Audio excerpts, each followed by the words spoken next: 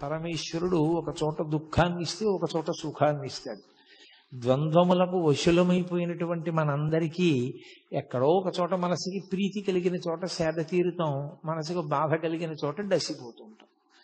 ఒక కొడుకు వెళ్ళిపోయాడే అని ఆవిడ బాధపడ్డారు. ఉన్న నాగస్వామికి ఓ ఉద్యోగం వచ్చింది సబ్ రిజిస్ట్రార్ ఆఫీస్లో, కోడలు కాపరానికి వచ్చింది. ఏదో కొడుకు కోడలు కాపరం చూసుకుని ఆవిడ సంతోషపడిపోతున్నారు. అళగమ్మ గారి వైపు నుంచి చూస్తే ఒకలా ఉంటుంది విషయం, భగవాన్ రమణుల వైపు నుంచి చూస్తే ఒకేలా ఉంటుంది. ఒకలా కాదు, ఒకేలా, ఇంకొక మార్పు ఉండదు. ఆయన ఎప్పుడూ ఆత్మయందు రమిస్తూ ఉంటారు. అసలు నిజమైనటువంటి భక్తుడు మనుష్యులకు ఎంత దూరంగా ఉందామా, ఎంత ప్రశాంతంగా ఉందామా అని వెంపర్లాడతారు. భక్తిని అడ్డుపెట్టి పబ్లిసిటీలు కోరుకునే వాళ్ళు ఉంటారు. వాళ్ళు ఎంతమంది రావాలని కోరుకునేవాళ్ళు తప్ప నిజంగా భక్తితో ఉండాలనుకునేవాడు మౌనంగానో గ్రంథపఠనం చేసుకుంటూనో జపం చేసుకుంటూనో గడపాలి, ఏకాంతంగా ఉండాలని అభిలషిస్తాడు తప్ప ఆయనకి ఇంకొక కోరిక ఉండదు. అందుకే మీరు ఎప్పుడైనా గమనించండి, ఆ ఏకాంతంగా ఉండడానికి వాళ్ళకి రాజసౌధాలు అక్కర్లేదు, వాళ్ళకి ఏం అక్కర్లేదు. ఎవ్వరూ రాకుండా వడ్ల బస్తాలు పారేసే గది ఇచ్చి ఆ గదిలో కుర్చీ వేసి ఇక్కడ కూర్చొని చదువుకోవడం, లైట్ వేసి తలిపేసి వెళ్ళిపోయారనుకోండి, వాళ్ళు అందులో హాయిగా కూర్చుంటారు. వాళ్ళకి కావలసింది ఏకాంతం తప్ప సౌకర్యములతోడి ఏకాంతం కాదు. అది ఆయన స్థితి, రమణులది. అరుణాచల క్షేత్రాన్ని చేరుకున్న తరువాత రమణ మహర్షిలో విశేషమైనటువంటి భగవదానుభవాన్ని పొందడానికి కావలసినటువంటి అవకాశం ఆయనకి చిక్కింది. ఆయన యొక్క చిట్ట చివరి ప్రయోజనం అది తప్ప వేరొకటి ఆయనకి లేదు. ఆయనకి లేదు కాదు, యథార్థములకు ఎవరికైనా చిట్ట చివరికి పొందవలసినటువంటి స్థితి అది సాధన చేత. కాబట్టి ఆయన కేవలము భగవదనుభవమునందు ఉనిగి తనకన్నా వేరొకటి లేదు అన్న భావనతో అంటే ఆ రకమైనటువంటి ఆత్మ అనుభవంలోకి వచ్చినటువంటి కారణం చేత బ్రహ్మానందం అనుభవిస్తూ ఉన్నారు. దాని వలన శరీరం ఎన్ని వైక్లభ్యములను పొందినప్పటికీ ఆయన దాని గురించి స్పృహ పొందలేదు. కానీ అక్కడ సహజంగా కొడుకు ఏమైపోయాడనేటటువంటి ఆర్తి ప్రధానంగా ఉండేటటువంటిది తల్లికి. ఆ తరువాత అన్నదమ్ములకు ఉంటుంది, పినతండ్రులకు ఉంటుంది. ఆ కారణం చేత పిల్లవాడు ఎందుకు వెళ్ళిపోయి ఉంటాడు అన్నది ప్రారంభమైంది. దాని గురించినటువంటి ప్రశ్న ఏదో ఎవరికి నోటికి వచ్చిన మాట వాళ్ళు చెప్పారు. ఎక్కడో బడిలో ఎవరైనా సరిగ్గా చదవట్లేదని దెబ్బలాడారేమో అన్నారు. 3 రూపాయలు పుచ్చుకుని వెళ్ళిపోయాడు. 3 రూపాయలతో ఏం చేస్తాడు, డబ్బు అయిపోయిన తర్వాత వాడే తిరిగి వస్తాడన్నారు. కాదు పిల్లవాడు ఏదో దారి తప్పాడు, ఎక్కడికో వెళ్ళిపోయాడు అన్నారు. ఎవరి నోటికి వచ్చిన మాట వాళ్ళు అన్నారు. అన్నగారు ఏమైనా అన్నాడేమో నాగస్వామి అన్నారు కొంతమంది. కాదు బాబయ్యే ఏమైనా అన్నాడేమో ఆ సుబ్బయ్యర్ గారని చెప్పి కొంతమంది అన్నారు. పినతల్లి ఏమైనా అందా అని కొంతమంది అన్నారు. ఎవరికి వచ్చిన మాట, ఎవరికి వచ్చిన ఊహ వాళ్ళు చెప్తూ వచ్చారు. చిట్ట చివరికి ఎవరో ఒక వార్త ప్రచారం చేశారు. తిరుచిరాపల్లిలో నాటకాలకు సంబంధించినటువంటి ఒక సంస్థలో ఈయన సభ్యుడిగా చేరిపోయాడు వెంకటరామన్ అని. వెంటనే పాపం తల్లికి ఆర్తి ఉంటుంది కదూ, అందుకని ఆవిడ ఆ పినతండ్రిని వెళ్ళమని అడిగింది. అప్పటికే సుబ్బయ్యర్ గారి శరీరం విడిచిపెట్టేశారు. ఆ మిగిలినటువంటి నెల్లియప్పయ్యర్ గారు వెంటనే బయలుదేరి అక్కడ భోగట్టా చేసి వస్తే మనిషిని పోలిన మనిషి ఉంటాడు. దూరం నుంచి చూస్తే అచ్చు వెంకటరామన్ ఎలా ఉంటాడో, వెంకటరామన్ అంటే పూర్వాశ్రమంలో భగవాన్ రమణులు అనుకోండి. నిజానికి ఆయన శాస్త్రీయ సన్యాసము అని ఏమీ స్వీకరించలేదు. అరుణాచలానికి 24 కిలోమీటర్ల పరిధిలో దీక్షానియములేమీ లేవు కనుక ఆయన ఎలా బయలుదేరాలో అలాగే కూర్చుండిపోయారు. ఒక కౌపీన ధారణం ఒకటే చేశారంతే. కాబట్టి వెళ్ళి చూస్తే దూరం నుంచి చూసినప్పుడు వెంకటరామన్ ఎలా ఉంటాడో అలాగే ఉన్నాడు. అందులో ఒక నటుడు. అయ్యో వీడు మన పిల్లవాడు కాదని తిరిగి వచ్చారు. కాలం గడిచిపోతోంది, కాలం నిలబడుతుందా? ఎవరి కోసం నిలబడుతుంది? కాలోహి బలవాన్ కర్త సతతం సుఖదుఃఖయోహో నరాణం పరతంత్రాణం పుణ్యపాపానుయోగత అంటాడు వ్యాసుడు. కాలం నడిచి వెళ్ళిపోతూ ఉంటుంది. ఆ నడిచి వెళ్ళిపోతున్నప్పుడు అళగమ్మగారు మెల్లిగా మనసు దిటవు చేసుకుంది. ఏ కారణం చేత? పరమేశ్వరుడు ఒక చోట దుఃఖాన్ని ఇస్తే ఒక చోట సుఖాన్ని ఇస్తాడు. ద్వంద్వములకు వశులమైపోయినటువంటి మనందరికీ ఎక్కడో ఒక చోట మనసుకి ప్రీతి కలిగిన చోట సేద తీరుతాం, మనసుకు బాధ కలిగిన చోట డసిపోతూ ఉంటాం. ఒక కొడుకు వెళ్ళిపోయాడే అని ఆవిడ బాధపడ్డారు. ఉన్న నాగస్వామికి ఓ ఉద్యోగం వచ్చింది సబ్ రిజిస్ట్రార్ ఆఫీస్లో, కోడలు కాపరానికి వచ్చింది. ఏదో కొడుకు కోడలు కాపరం చూసుకుని ఆవిడ సంతోషపడిపోతున్నారు. అళగమ్మ గారి వైపు నుంచి చూస్తే ఒకలా ఉంటుంది విషయం, భగవాన్ రమణుల వైపు నుంచి చూస్తే ఒకేలా ఉంటుంది. ఒకలా కాదు, ఒకేలా, ఇంకొక మార్పు ఉండదు. ఆయన ఎప్పుడూ ఆత్మయందు రమిస్తూ ఉంటారు. కాబట్టి ఒక రోజున వీళ్ళందరూ కూర్చుని ఉండగా ఎవరో పరిగెత్తుకొచ్చాడు. వచ్చి తిరువణ్ణామలైలో ఒక మామిడి తోపులో ఒక పిల్లవాడు చాలా గొప్ప స్థితిని పొందేట. అతను ఇప్పుడు విశేష ప్రచారాన్ని పొందాడు, ఆత్మానుభవమునందు మునిగి ఉన్నట్ట. మీరెవరు అని అడిగితే నోట మాట లేకుండా కాగితం మీద వ్రాసేట తిరుచులి వెంకటరామన్ అని. కాబట్టి మన పిల్లవాడే, మనం వెళ్ళి చూస్తే బాగుంటుంది అన్నారు. ముందు అందరికన్నా ఆర్తి ఎవరికి? అళగమ్మ గారికే. అందుకని వెళ్ళమని తొందర చేసింది ఆవిడ నాగస్వామిని. ఆయన అన్నాడు, అమ్మ నాకు సెలవు లేదు, కొత్త ఉద్యోగం కదా, వెడతాను తీరుబడి మీద అంటే ఆవిడ ఊరుకుంటుందా?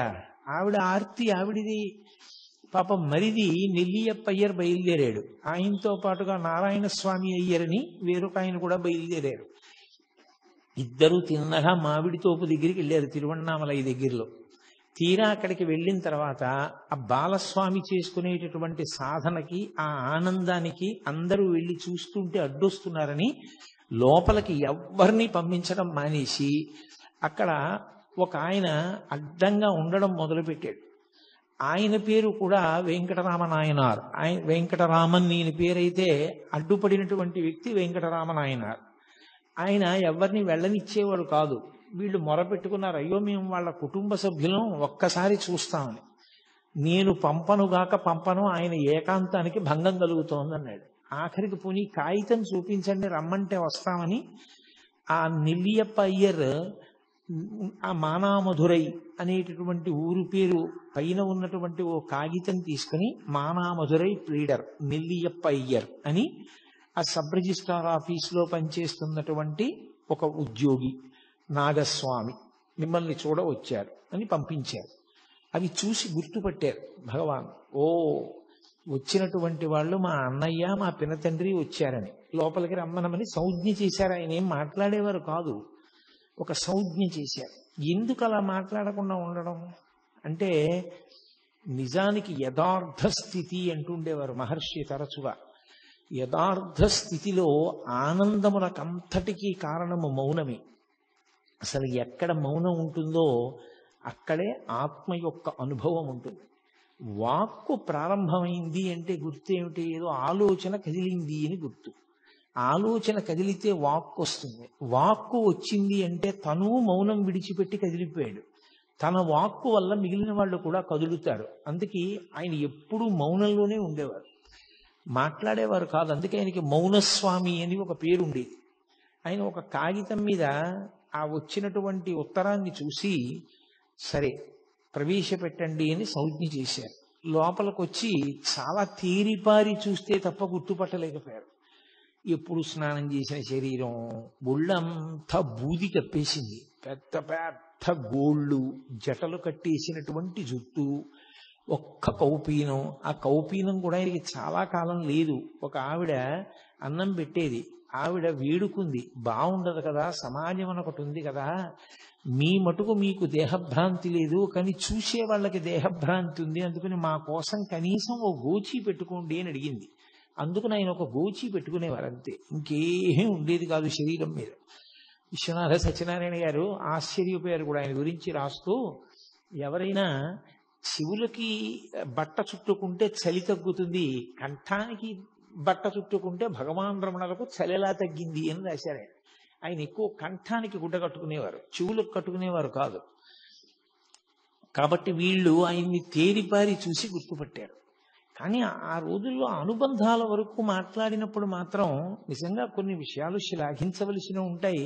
సూర్యుడి ముందు దివిటి అని అనుకోండి, ఆత్మానుభవంలో ఉండేటటువంటి రమణులకు ఇంక రెండవ వస్తువు అన్నది లేదు, దేని మీద మమకారం లేదు, ఆత్మయందే ఆయన రమిస్తూ ఉండేవారు.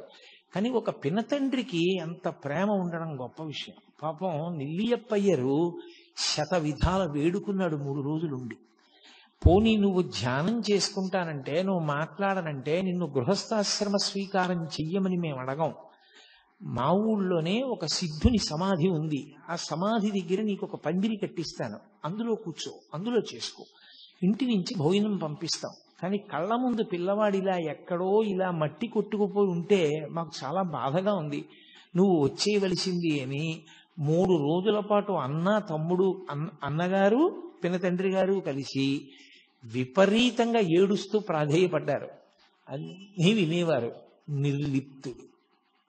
ఆయన ఏ విధమైనటువంటి కదలిక ఉండేది కాదు, ముఖంలో కనీసం చిన్న మార్పు కూడా ఉండేది కాదు. అది కారణం ఏమిటి అంటే, ఇంకా ఆ మనసుకి సంగములు లేవు. వీడు మావాడు, వీడు పైవాడు, అసలు ఆ అనుబంధములు లేవు. ఆయనకున్న అనుబంధం అంతా ఒక్కటే, పరమేశ్వరుడు ఆత్మ. ఆ ఆత్మయే ఈశ్వరుడు, దాని యందు రమిస్తూ ఉండేవారు. అంత పూర్ణ వైరాగ్యము జ్ఞానము పక్క పక్కనే ప్రవహిస్తాయి. అది నోటి మాటలతో చెప్పినంత తేలిక విషయం కాదు, అది అనుభవించిన వాడికి, అంత వేదాంత స్థాయిని పొందినటువంటి మహాపురుషులకొక్కరికే అర్థమవుతుంది. రామకృష్ణ పరమహంస చెప్తుండేవారు, ఒక ఆయనకి ఒక్కడే కొడుకు, హఠాత్తుగా కొడుకు చచ్చిపోయాడు. చచ్చిపోతే తల్లి ఏడుస్తోంది. ఈయన వేదాంతి, ఈయన ఏమీ ఏడవట్లేదు. ఆవిడ వచ్చి, కొడుకు చచ్చిపోయాడని ఏడవట్లేదు, నీ కంట ఒక్క నీటి చుక్క రాదేమయ్యా, నువ్వు ఏడవమే అంది. ఆయన అన్నాడు, నిన్న రాత్రి కలలో నేను మహారాజుని, నాకు 11 మంది సమర్థులైన కుమారులు, నేను తెల్లవారి నిద్ర లేచేసరికి వాళ్ళు లేరు. స్వప్నంలో నిన్న రాత్రి రాజునయ్యాను, 11 మంది కొడుకులున్నారు, తెల్లవారు లేచేటప్పటికి వాళ్ళు లేరు. వాళ్ళ కోసం ఏడవనా? తెల్లవారిన తర్వాత ఉన్న ఒక్క కొడుకు చచ్చిపోయాడని వీరి కోసం ఏడవనా? ఎవరి కోసం ఏడవను, అందుకని ఏడవడం మానేశాను అన్నాడు. అంటే ఆయనకి జీవితం స్వప్నతుల్యం. ఆయన అలా పట్టించుకునేవాడు కాదు. ఏ అనుబంధమా అనుబంధం అంతే, వాటితో సంగం ఉన్నవాడు కాదు. అది నోటితో చెప్పినంత తేలిక కాదు ఆ స్థాయి ఏర్పడడం. అందుకని ఆయన యందు ఏ విధమైనటువంటి మార్పు కలగలేదు. వాళ్లతో వచ్చినటువంటి నారాయణ స్వామి అయ్యర్ అనే వ్యక్తికి చాలా కోపం వచ్చింది. ఇంత బతిమాలుతున్నా ఈ పిల్లాడు రానంటున్నాడు, ఏమిట్రా అంత బతిమాలుతాడు, అంత చిక్కిపోయి ఉన్నాడు, వీడు మన ఏం చేస్తాడు, ముగ్గురం కలిసి సాయం పట్టి కట్టి పట్టుకుపోదాం రండని వెళ్ళి మీద పడి పట్టుకోపోయాడు. 4 అడుగులు వేసి ఆయన్ని దగ్గరకి వెళ్ళి పట్టుకుందాం అనుకునేసరికి ఒళ్ళంతా అగ్నిహోత్రం పెట్టినట్టు మంటలు వచ్చేసి, అప్పుడు అర్థమైంది ఆయన ఏ స్థాయిని పొంది ఉన్నారో. ఆయనను అలా బంధీకృతుణ్ణి చేయడం, ఆయన్ని తీసుకెళ్లడం సాధ్యం కాదు. ఆయన ఒక ఆత్మగా నిలబడి ఉన్నారు. సర్వదా ఆయన ఆ స్థాయిలో ఉన్న కారణం చేత పరమేశ్వర స్వరూపుడై ఉన్నాడు. ఆయన అభీష్టానికి వ్యతిరేకంగా చేయడం ఎవరికీ సాధ్యం కాదని మళ్ళీ ముగ్గురు కలిసి వెళ్ళిపోయారు. వెళ్ళిపోయి బాధపడుతూ అళగమ్మ గారికి చెప్పారు. పాపం అళగమ్మ గారు నన్ను ఒక్కసారి తీసుకెళ్ళమని వేడుకుంది. సరే వీలు వెంబడి తీసుకెళ్తానమ్మా అన్నాడు. అలా కొంతకాలం అయిపోయింది. అయిపోయిన తర్వాత ఆయన మిల్లిగా ఈ మామిడి తోపులోకి చాలా మంది జనం ఆయన దర్శనార్థం వచ్చేయడం మొదలుపెట్టారు. దానివల్ల చెట్ల కొమ్మలన్నీ విరిగిపోయి, కాయలన్నీ రాలిపోయి, వాటికి అలజడి కలుగుతోంది. మన వలన ఎవరికో ఇబ్బంది కలగడం ఎందుకని ఆయన ఆ ప్రదేశాన్ని విడిచిపెట్టి మెల్లిగా కొండ మీద విరూపాక్ష గుహకి చేరుకున్నారు. ప్రపంచం చాలా విచిత్రంగా ఉంటుంది. మీరు రమణ మహర్షి అనేటటువంటి ఒక తెర మీద ఒక చలనచిత్రాన్ని చూసినట్టు చూడొచ్చు. స్వార్థ స్వభావం ఉండేటటువంటి వ్యక్తులు ఎంత పవిత్ర జీవనం గడిపే వారి యొక్క జీవితంతో కూడా వ్యాపారం చేస్తారు. ఆ విరూపాక్ష గుహలో ఒక మహానుభావుడు పరమేశ్వరుడు గురించి తపస్సు చేసి ఈశ్వరానుగ్రహంతో బూది కుప్పగా మిగిలిపోయాడు ఆయన. ఆ విరూపాక్ష గుహని ఏదో కోర్టులో కేసు నడిచింది, ఆఖరికి ఒక మఠం నెగ్గింది. దాని ఏజెంట్ ఒకరిని నియమించారు ఆ గుహని చూడమని. మీలో ఎవరైనా విరూపాక్ష గుహ చూశారో లేదో నాకు తెలియదు. ఆ గుహకి ఒక ప్రత్యేకత ఉంది. అరుణాచల పర్వతం నుంచి గాలి వీసినప్పుడు ఆ గుహలోకి గాలి ప్రవేశిస్తే ఓంకారం వినపడుతుంది, ప్రణవం. అది చాలా గొప్ప గుహ ఆ అరుణాచలంలో. అటువంటి గుహలో రమణ మహర్షి కూర్చుని తపస్సు చేసుకుంటూ ఉండేవారు. తపస్సు అన్న మాటకి నేను మీతో 1కి 10 మార్లు చెప్పాను. ఆయన బ్రహ్మానందానుభవమే తప్ప తపస్సు అని అనడానికి ఏం లేదు. కాబట్టి ఆయన ఆ గుహలో ఉంటుండేవారు. చాలా మంది కొండ ఎక్కి గుహలో ఉన్న రమణుల దర్శనానికి వస్తూ ఉండేవారు. ఇతను మిల్లిగా ఏం చేశాడంటే, అది విరూపాక్ష గుహ చూడడానికి వస్తున్నారు అని పేరు పెట్టి టిక్కెట్ పెట్టి డబ్బు వసూలు చేసుకోవడం మొదలుపెట్టాడు. చాలా మంది పాపం రమణ మహర్షిని చూడాలనుకున్న వారు డబ్బు కట్టి లోపలికి వెళ్ళి చూసి వస్తుండేవారు. ఇతనంతా ఏమని ప్రచారం చేశాడంటే, లోపల కూర్చున్న రమణుల గొప్ప కాదు, విరూపాక్ష గుహ గొప్ప, గుహ చూడ్డానికి వస్తున్నారనేవాడు.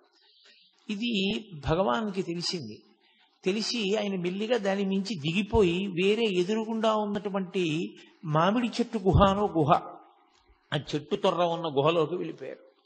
వెళ్ళిపోయినా ఇతను ఏం చేశాడంటే, రోడ్డు కింద మార్గంలో కాపు కాసి వెళ్ళేటటువంటి వాళ్ళందరి దగ్గర అక్కడే వసూలు చేసేసుకుంటూ ఉండేవాడు డబ్బు.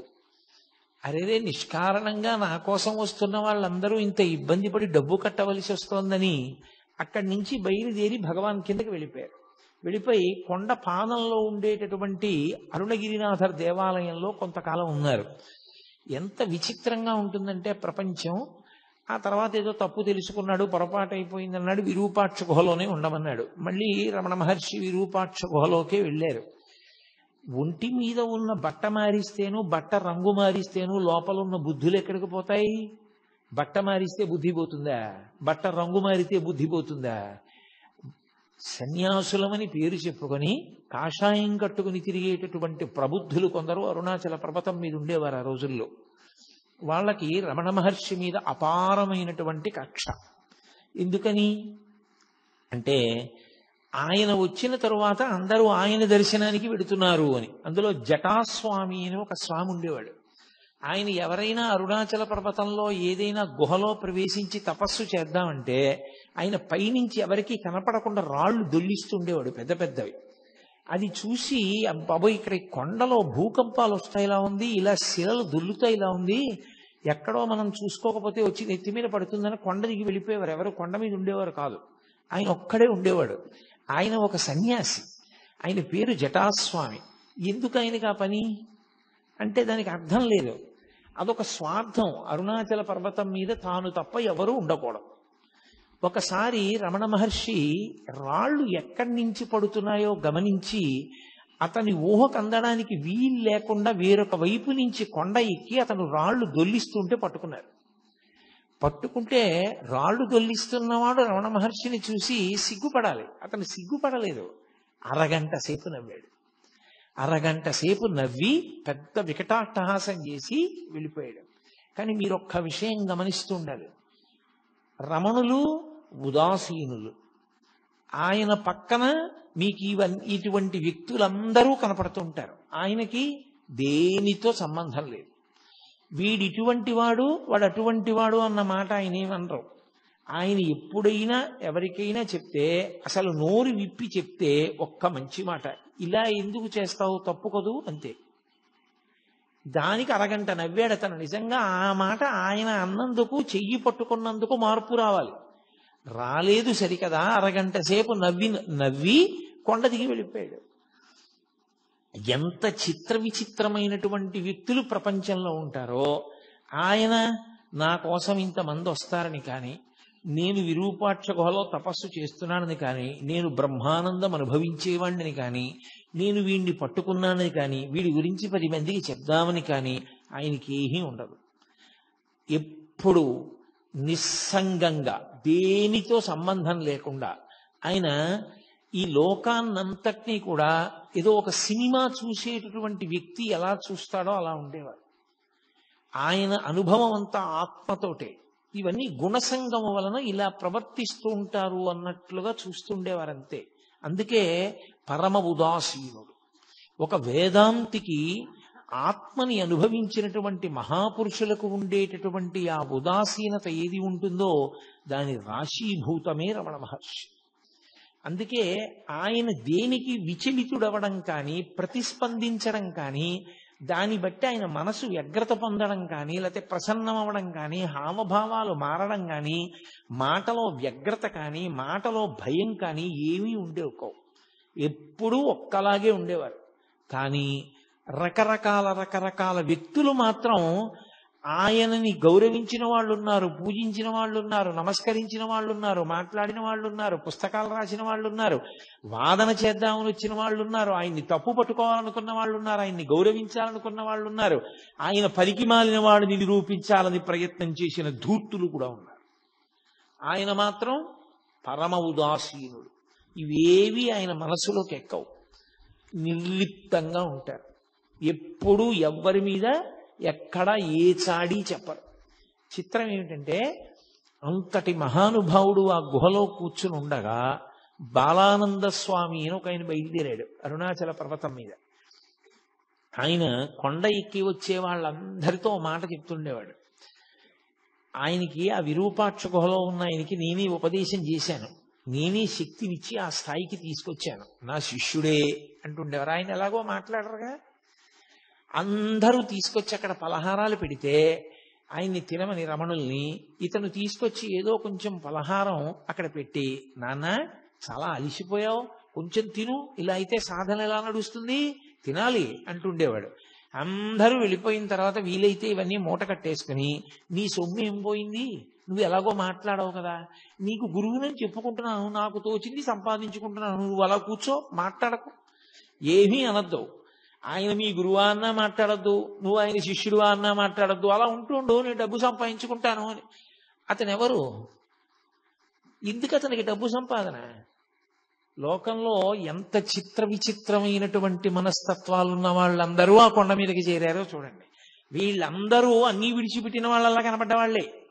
కానీ అసలు నిజంగా అన్నీ విడిచిపెట్టినటువంటి నిస్సంగి, అన్నీ విడిచిపెట్టిన వారు, మనసులో దేనితో సంగము లేనివారు, నువ్వు ఇలా ఎందుకు ప్రవర్తిస్తావు అని తన దగ్గరికి వచ్చిన వాళ్ళతో, ఈయన నాకు గురువు కాడు, ఈయన అలా మాట్లాడుతున్నాడు తప్పు, అన్నీ ఉత్తిది అని చెప్పడం కానీ ఏమీ లేదు. పోన ఆయన చెప్పినప్పుడు ముఖంలో మార్పు ఉండదు. ఆయన వచ్చి అలా నటిస్తున్నప్పుడు అలా చూస్తూ ఉంటారంతే, ఏమీ మార్పు ఉండదు. అది ఎలా ఉంటుందంటే, అది ఒక రకమైనటువంటి మనోభావన, అదొక గుణసంగం చేత ఏర్పడిన స్థితి. ఆయన మనం సినిమా చూసినట్టు చూస్తారు. అంటే మీకు ఇది అలా ఎలా ఉంటుందంటే అని అనుమానం రావచ్చు. నేను ఒకే ఒక్క ఉదాహరణ చెప్పగలనంతే. మనం సినిమాకి వెళ్ళాం అనుకోండి, 50 రూపాయలు పెట్టి టికెట్ కొనుక్కుని, మన కళ్ళెదురుగుండానే కథానాయకుడిని ప్రతినాయకుడు వచ్చి కత్తి పెట్టి పొడిచేస్తాడు గుండెల్లో. ఓహో నెత్తురు ధార కింద కారిపోతూ ఉంటుంది, కింద పడి తన్నుకుంటూ ఉంటాడు. వచ్చిన వాళ్ళందరూ కర్రలతో కొట్టేసి ఆయన స్పృహ తప్పి పడిపోయి దెబ్బలు తగిలి నెత్తురు ఓడిపోతుంటే వాళ్ళు వెళ్ళిపోతారు. ఆయన చచ్చిపోయినట్టే పడుంటాడు. గుండెలు నలిపేసినట్టు ఉంటుంది. ఎంత బాధగా ఉంటుందో ఏమిటో, అంత క్రూరంగా అలా కొట్టేశారు, అలా పొడి చేశారు కత్తులతో. అంత కత్తులతో పొడి చేసి, అంత కర్రలతో కొట్టేసి మన ఎదురుగుండానే అంత అన్యాయం జరుగుతుంటే, సినిమా హాల్ మొత్తం మీద ఏ ఒక్కడైనా లేచి వెళ్ళి పోలీస్ స్టేషన్లో కంప్లైంట్ ఇస్తాడా? అయ్యా అంత అన్యాయంగా పొడి చేశారండి, నేనే సాక్ష్యం చూశాను కళ్ళతో, నేను గుర్తుపట్టగలను వాళ్ళు ఎవరో, పొడి చేశారు వాళ్ళు అని చెప్తాడా? చెప్పడు. ఎందుకు చెప్పడు? అదంతా నటనరా, అది సత్యం కాదు, వాళ్ళందరూ స్నేహితులే, అది నటన. అంత బాగా వాళ్ళు నటించారని మనకి తెలుసు కాబట్టి భావోద్రేకానికి లోనైనా, మనం దాని వలన భయాన్ని పొందినా మనం పోలీస్ స్టేషన్లో ఏం వెళ్ళి కంప్లైంట్ చెయ్యం. రమణులు ఒక జ్ఞానిగా అయిన స్థితి అలాగే ఉంటుంది. ఇదంతా గుణసంగము వలన ఇలా ప్రవర్తిస్తూ ఉంటారు. గుణాతీతుడైన వాడికి గుణముల చేత సంగమును పొంది అజ్ఞానమునందు కొట్టుమిట్టాడుతున్న వాళ్ళ యొక్క స్థితిని చూసి జాలిపడమే తప్ప, ఆయన వాళ్లతో పాటు ఆయన కూడా సంగము చెంది దానికి ప్రతిస్పందించడం ఉండదు. ఆయన తన స్థాయిలో తాను అలా గమనిస్తూ ఉంటారంతే. అందుకని నిశ్శబ్దంగా చూస్తూ ఉండేవారు. అది ఒక జ్ఞానికి ఉండవలసినటువంటి లక్షణం. అంతటి ఉదాసీనత ఏర్పడాలి. అదే అంటాడు భగవద్గీతలో, గీతాచార్యుడు అంటాడు, నాకు అంత ప్రియమైన వాడెవరో తెలుసా? తుల్య నిందా స్తుతిర్మౌని సంతుష్టో ఎనకేనచిత్ అనికేత స్థిరమతి భక్తిమాన్మే ప్రియో నరః అంటాడు. భక్తి అంటే ఇన్ని తులసి దళాలు, ఇన్ని మారేడు దళాలు తెట్టి పూజ చేసిన వాడు అని చెప్పలేదు గీతాచార్యుడు. తుల్య నిందా స్తుతిర్మౌని, మౌనముగా ఉండి లోపల ఏ వికారము లేకుండా పొగిడినప్పుడు తెగిడినప్పుడు ఒక్కలా ఉండగలిగిన వాడు. ఈ బాలానంద స్వామి విరూపాక్ష గుహలో చేరి నానా అల్లరి మొదలుపెట్టాడు. వచ్చిన వాళ్ళందరినీ దబాయించడం. ఆయన మాట్లాడరు కదా అని తనకి లొంగిపోయినవాడు, తనకి వశుడైపోయినవాడు, తనంటే భయపడిపోతున్నాడని ఆయన అనుకున్నాడు తప్ప ఆయన ఏ విధమైన ప్రతిస్పందన ఆయన ఎందు లేదు. ఆయన కేవలము మౌనంలో తనలో తాను రమిస్తూ ఉన్నటువంటి వ్యక్తి అన్న ఆయన స్థాయిని అర్థం చేసుకోలేకపోయాడు. అర్థం చేసుకోలేక ఎంత దుర్మార్గమైన స్థితికి వెళ్ళిపోయాడంటే, మహాత్ముల జీవితాలు పువ్వులు పరిచినటువంటి పక్కలు కావు. ఎన్ని కష్టాలు పడ్డారో. రమణులు అరుణాచలంలో తపస్సు చేసుకుంటుంటే ఆయన వెనక్కి వచ్చి ఒక వ్యక్తి మలమూత్ర విసర్జన చేసి వెళ్ళిపోయాడు. ఏం చేస్తాడో చూద్దామని అతను విసర్జించిన మూత్రం ఆయన పిరుదుల కింద నుంచి కారిపోయింది. అయినా ఆయన ఎప్పుడు ఎవ్వరిని ఏమీ అనలేదు. అదొక అజ్ఞాన స్థితి అంతే. అమ్మ బిడ్డల వంక ఎలా చూస్తుందో వాడి తెలియని పని చేస్తే ఆయన అంతే అలాగే చూసేవారు. ఆయనలోంచి కోపం కానీ ప్రతీకార భావన కానీ పిల్లుబికేవి కావు. అతను సాక్షాత్ రమణులు ఉన్నటువంటి అంత పవిత్రమైన విరూపాక్ష గుహలో ఒక రాత్రి మూత్ర విసర్జన చేశాడు. చేస్తే పళనిస్వామి అని ఉండేవారు. ఎప్పుడూ రమణులకి సేవ చేయడమే. ఆయన జీవితానికి ఇంకో ప్రయోజనం లేదు. రమణ మహర్షికి సేవ చేయడం ఒక్కటే. అది ఏ వ్యక్తికి ఏ అదృష్టం పడుతుందో తెలియదు. ఒకడు స్వామి అయ్యుండి, స్వామి అంటే తాను సన్యాసి అయ్యుండి రమణుల పట్ల అలా ప్రవర్తించాడు. ఒకడు ఆయన పట్ల అంత గౌరవభావంతో ఎనలేని సేవ చేసేవాడు. అతను అరుణాచలం వెళ్ళి ఆ తిరువణ్ణామలై ఊళ్ళో భిక్షాటనం చేసి తీసుకొచ్చి రమణ మహర్షికి పెట్టేవాడు. అప్పుడప్పుడు రమణ మహర్షి కూడా భిక్షాటన చేసేవారు. ఊళ్ళోకి వెళ్ళి భిక్షాటన చేసి వచ్చి అది ఏ పదార్థము ఆయనకు అనవసరం. ఆ పదార్థం చేతిలో పడగానే నవ్వుకుంటూ దాన్ని నడుస్తూ తినేవారు. నడుస్తూ తినేసి కొండ మీదకి వచ్చి బండ మీద వెల్లకిలా పడుకునేవారు. జ్ఞాని యొక్క స్థితిని లెక్క పెట్టడం చాలా కష్టం. అలా ఎందుకుంటారండి, అలా ఎలా ఉంటారండి అని మీకు అనుమానం రావచ్చు. నేను ఒక్క విషయం కొన్నింటి ఉపమానాలు కొన్నే చెప్పగలం. ఆ స్థాయిని యథార్థంగా చిత్రీకరించి చూపించడం చాలా కష్టం, ఎవరికి సాధ్యం కాదు. ఎందుకంటే అది వాక్కులకు అందేటటువంటి విషయం కాదు. ప్రధానంగా ఆత్మ వాక్కుకు అందదు.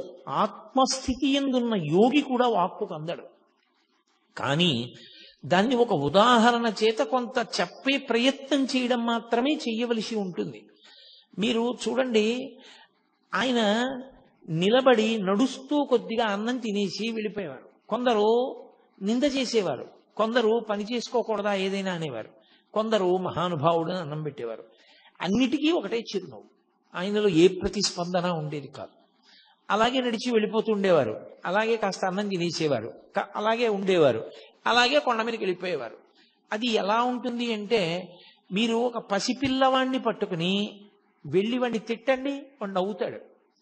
వాడిని మీరు కొట్టండి, వాడికి బాధ కలిగిందని వాడు ఏడుస్తాడు. లేదా మీరు వాడిని పొగడండి, వాడు నవ్వుతాడు. వాడిని నింద చేసినా, మీరు నింద చేస్తూ మాట్లాడుతున్నా వాడు నవ్వుతూనే ఉంటాడు. వాణ్ణి మీరు పొగుడుతున్నా వాడు నవ్వుతూనే ఉంటాడు.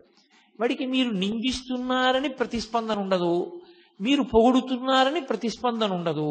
ఆ నింద కానీ పొగట్ట కానీ వాడి మనసు పుచ్చుకుంటే కదా, అప్పటికి చేతకాని తనం ఇంకా. కానీ ఆయనది చేతనైన తనం అయ్యుండి పుచ్చుకోదు, మనసు పుచ్చుకోదు కనుక ఆయన ఒక నవ్వు నవ్వేస్తారు.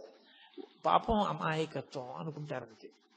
ఇక మరి భిక్షకెందుకు వెళ్ళడం అంటే, ఈ శరీరానికి ఓ వ్యాధి వచ్చిందనుకోండి, ఈ మోకాలు నిప్పెడుతోంది అనుకోండి, నాకు ఈ మోకాలు నిప్పెడితే, ఏమంటే ఈ మోకాలు ఏమిటో చాలా నిప్పెడుతోంది, కూర్చోలేకపోతున్నాను పూర్వంలో ఉపన్యాసానికి, చాలా బాధ పెడుతోంది ఇది అని ఓ డాక్టర్ దగ్గరికి వెళ్ళాను అనుకోండి. ఆ డాక్టర్ గారు ఏదో నాకు ఔషధిని ఇచ్చి ఇది తాగవయా అన్నారు.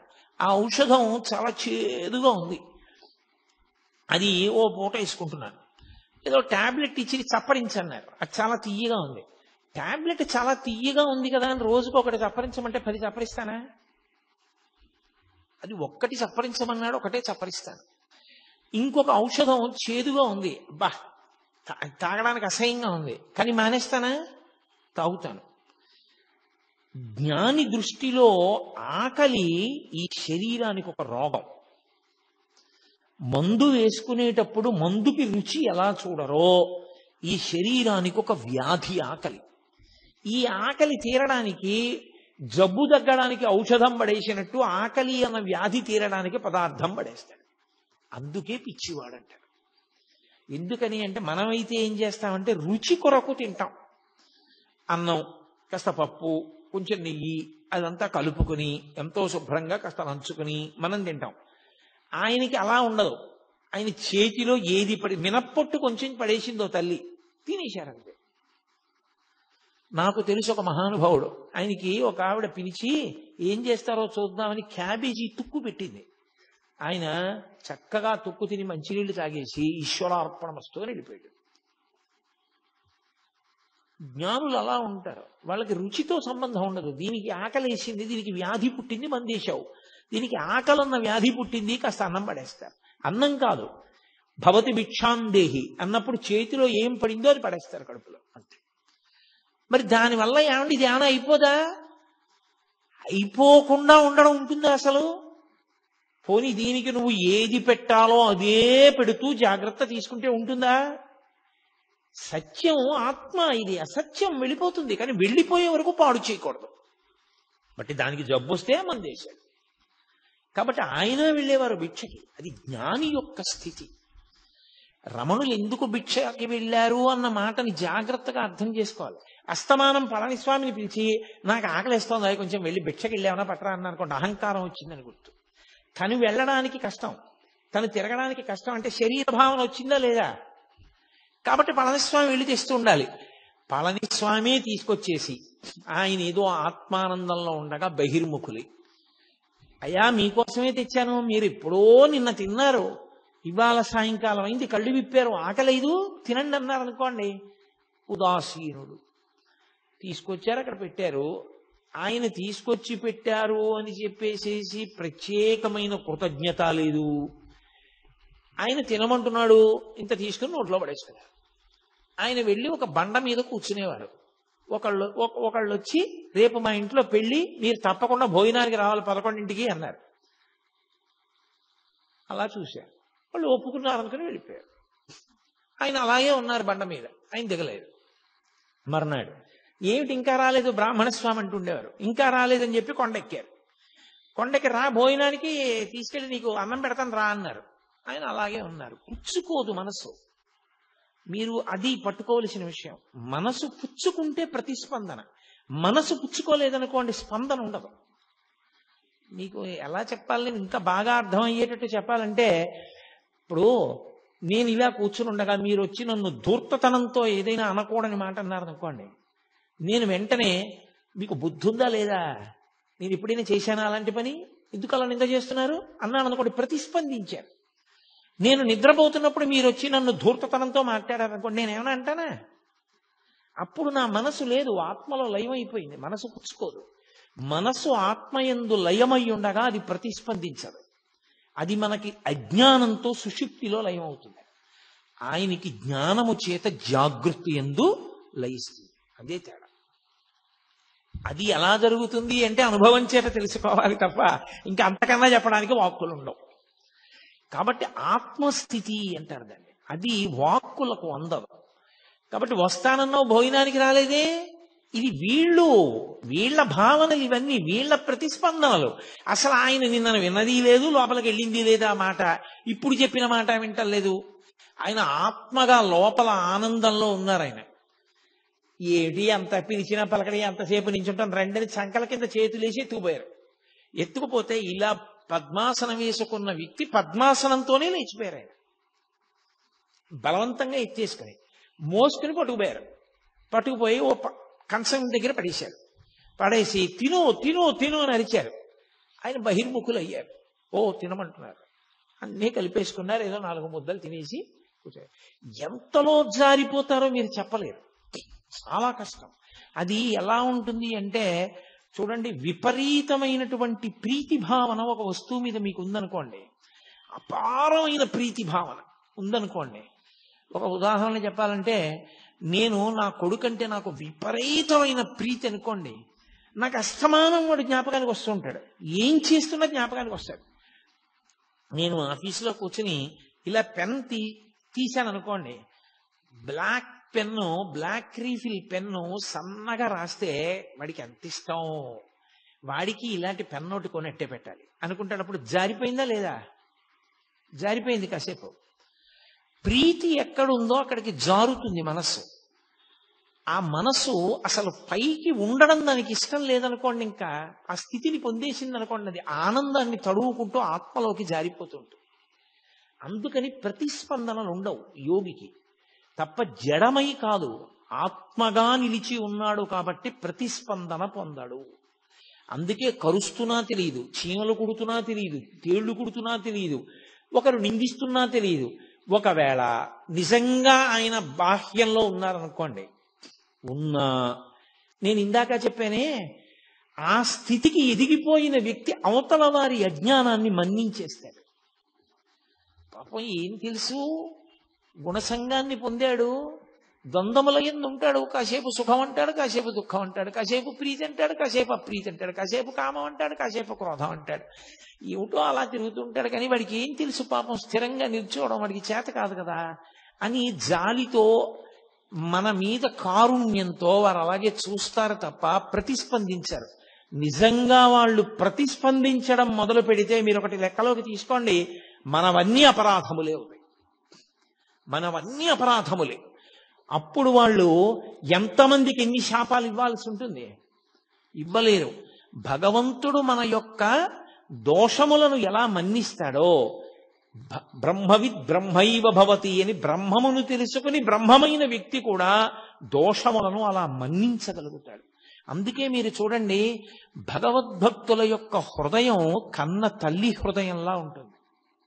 వాళ్ళు సాధారణంగా ఎంత దోషం చేసిన వాడైనా క్షంతవ్యూహం అన్నాడు అనుకోండి, క్షమించేస్తారు. ఎంత తప్పు పని చేయనివ్వండి, దాన్ని మనసులో పెట్టుకోరు. దాని గురించి 10 మాటలు మాట్లాడే లక్షణం ఉండదు. ఎవరో జ్ఞాపకం చేస్తే జ్ఞాపకానికి రావాలేమో కానీ, లేకపోతే దాని పెద్ద మనసులో స్థానం ఉండదు, విడిచిపెట్టేస్తారు. వాళ్ళు మారాలను ఒక కోరిక పెట్టేస్తారు తప్ప, ఇలా అన్నాడు అలా అన్నాడు, లేకపోతే ఇలా చేశాడు అలా చేశాడు, దాన్ని పీక్కుంటూ ఉండడం, తవ్వుకుంటూ ఉండడం అలా ఉండదు. అది భక్తి పెరిగే కొద్దీ హృదయమునందు విశాలమైనటువంటి స్థితి ఏర్పడుతూ ఉంటుంది. అది ఒక జ్ఞానిగా నిలబడగలిగినప్పుడు భగవత్తత్వం ఎలా ప్రకాశిస్తుందో జ్ఞాని యొక్క తత్వం అలాగే ప్రకాశిస్తుంది. అందుకే బాలానంద స్వామి అన్ని ఆగడాలు చెయ్యగలిగాడు. ఆయన ఎంత ఎత్తులో ఉన్నారో ఈయన అంత కిందలో ఉన్నాడు. నేను చాలా అధికుణ్ణని బట్టకో దానికి ఓ కొత్త రంగు వేసుకుని కట్టుకుని చాలా గొప్పవాడిని అనుకుంటున్నాడు. బట్టకి రంగు మారితే గొప్పవాడివి కావు, లోపల మార్పు వస్తే గొప్పవాడివి అవుతావు. అది మార్పు రావడాన్ని బట్టి ఉంటుంది తప్ప బట్టని బట్టి ఉండదు. ఒక్కొక్కసారి మరి అలాగే చెప్పవలసి ఉంటుంది ఇటువంటి సందర్భాల గురించి చెప్పినప్పుడు తప్ప, నేను ప్రత్యక్షంగా సన్యాసాశ్రమాన్ని విమర్శించడం నా ఉద్దేశ్యం కాదు. నాకు చాలా చాలా గౌరవం ఉన్నవాడిని నేను ఆశ్రమం మీద. కాబట్టి మహానుభావుడు ఆయన ఏమీ ప్రతిస్పందించకపోయినా ప్రతిస్పందించే లక్షణం ఆయన మీద ప్రీతి ఉన్నవాడికి ఉంది. పళనిస్వామికి ఆయన ఏంట్రా ఇలా ప్రవర్తిస్తారని మరునాడు ఆ విరూపాక్ష గుహకి తలుపులేసి తాళం వేసేసి ఈ బాలానంద స్వామి ఎక్కడికో వెళ్ళారు.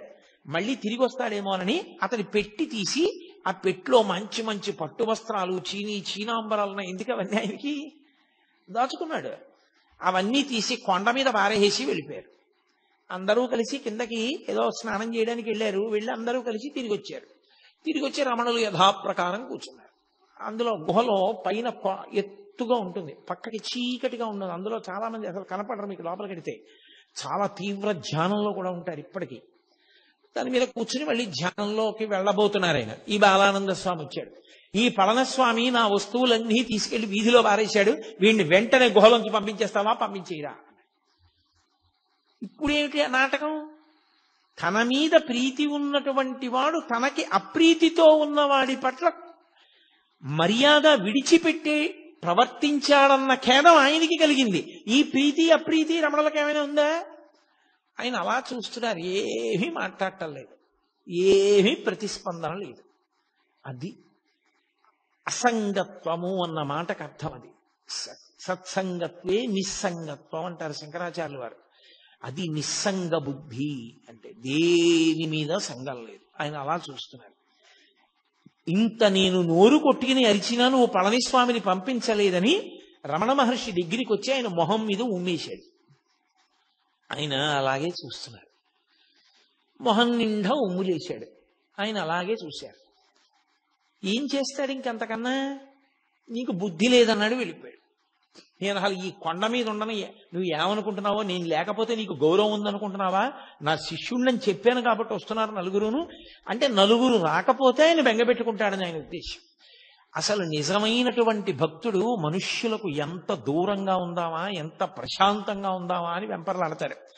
భక్తిని అడ్డుపెట్టి పబ్లిసిటీలు కోరుకునే వాళ్ళు ఉంటారు. వాళ్ళు ఎంతమంది రావాలని కోరుకునేవాళ్ళు తప్ప నిజంగా భక్తితో ఉండాలనుకునేవాడు మౌనంగానో, గ్రంథపఠనం చేసుకుంటూనో, జపం చేసుకుంటూనో గడపాలి. ఏకాంతంగా ఉండాలని అభిలషిస్తాడు తప్ప ఆయనకి ఇంకొక కోరిక ఉండదు. అందుకే మీరు ఎప్పుడైనా గమనించండి, ఆ ఏకాంతంగా ఉండడానికి వాళ్ళకి రాజసౌధాలు అక్కర్లేదు, వాళ్ళకి ఏం అక్కర్లేదు.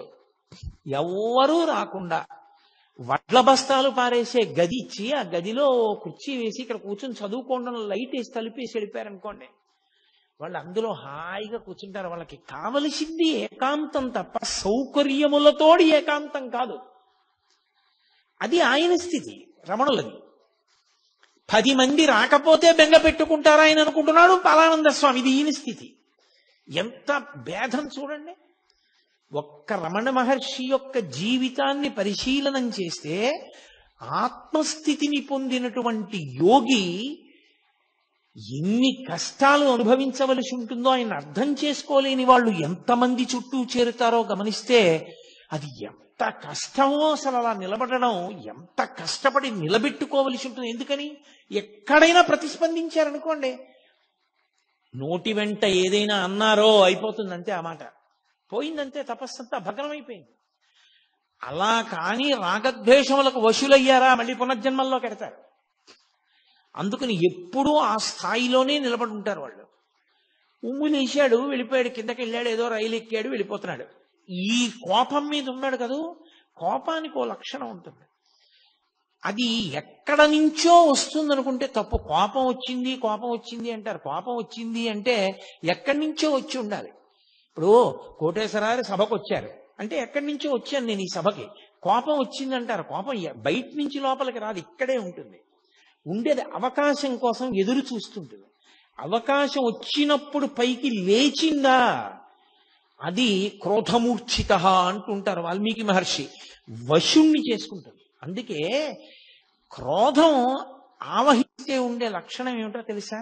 మొట్టమొదటి లక్షణం, నాలుక మీద అదుపు పోతుంది. మీరు ఏం మాట్లాడుతున్నారన్న దాని మీద అదుపేమీ ఉండదు. ఇంకా అదుపు లేని మాట నోటి వెంట వస్తుంది. ఆలోచన చనిపోతుంది. అదుపు లేనంత వేగంతో నోటి వెంట మాటలు వస్తాయి. బాగా ప్రశాంతంగా ఉంటే విశేషమైన అదుపులో వాక్ ఉంటుంది. తక్కెట్లో పెట్టి ఆలోచించి మాట మాట్లాడతాడు. అంత ప్రశాంతంగా ఉంటాడు. ప్రశాంతతకి పూర్తి విరుద్ధం క్రోధం. అది ఒకసారి వచ్చిందనుకోండి, ఎంత వేగంగా వచ్చిందో అంత వేగంగా వెనక్కి వెళ్ళదు. అది పట్టుకుని ఉంటుంది, చాలాసేపు పట్టుకుని ఊపుతుంది. దానికి ఆ లక్షణం ఉంటుంది. అందుకే మీరు చూడండి, ఎవరి మీదో చాలా కోప్పడి చాలా దెబ్బలాడి వెళ్ళిపోతున్నాడు అనుకోండి, మోటార్ సైకిల్ మీద వెళ్ళిపోతుంటే స్పీడ్గా వెళ్ళిపోతూ ఇలా ఇలా అనుకుంటూ తనలో తానే ఏదో ఇలా అనేసుకుంటుంటాడంటే, అలా అంటాడా నన్ను, నేను ఇలా అనవలసింది, వాడికి సిగ్గు లేదు, నేను ఇలా అన్నాను, ఇంకా ఇలా కూడా అనవలసింది అని ఇంకా తను ఎవరితో దెబ్బలాడాడో వాడు తను ఎదురుగుండా ఉన్నాడు అనుకుని మనసులో ఊగిపోతుంటాడు ఆ క్రోధంతో. అప్పుడే ప్రమాదాలు జరుగుతాయి. ఎందుకని అంటే బాహ్యము మీద ఏ విధమైన నియంత్రణ ఉండదు, జారిపోతుంది.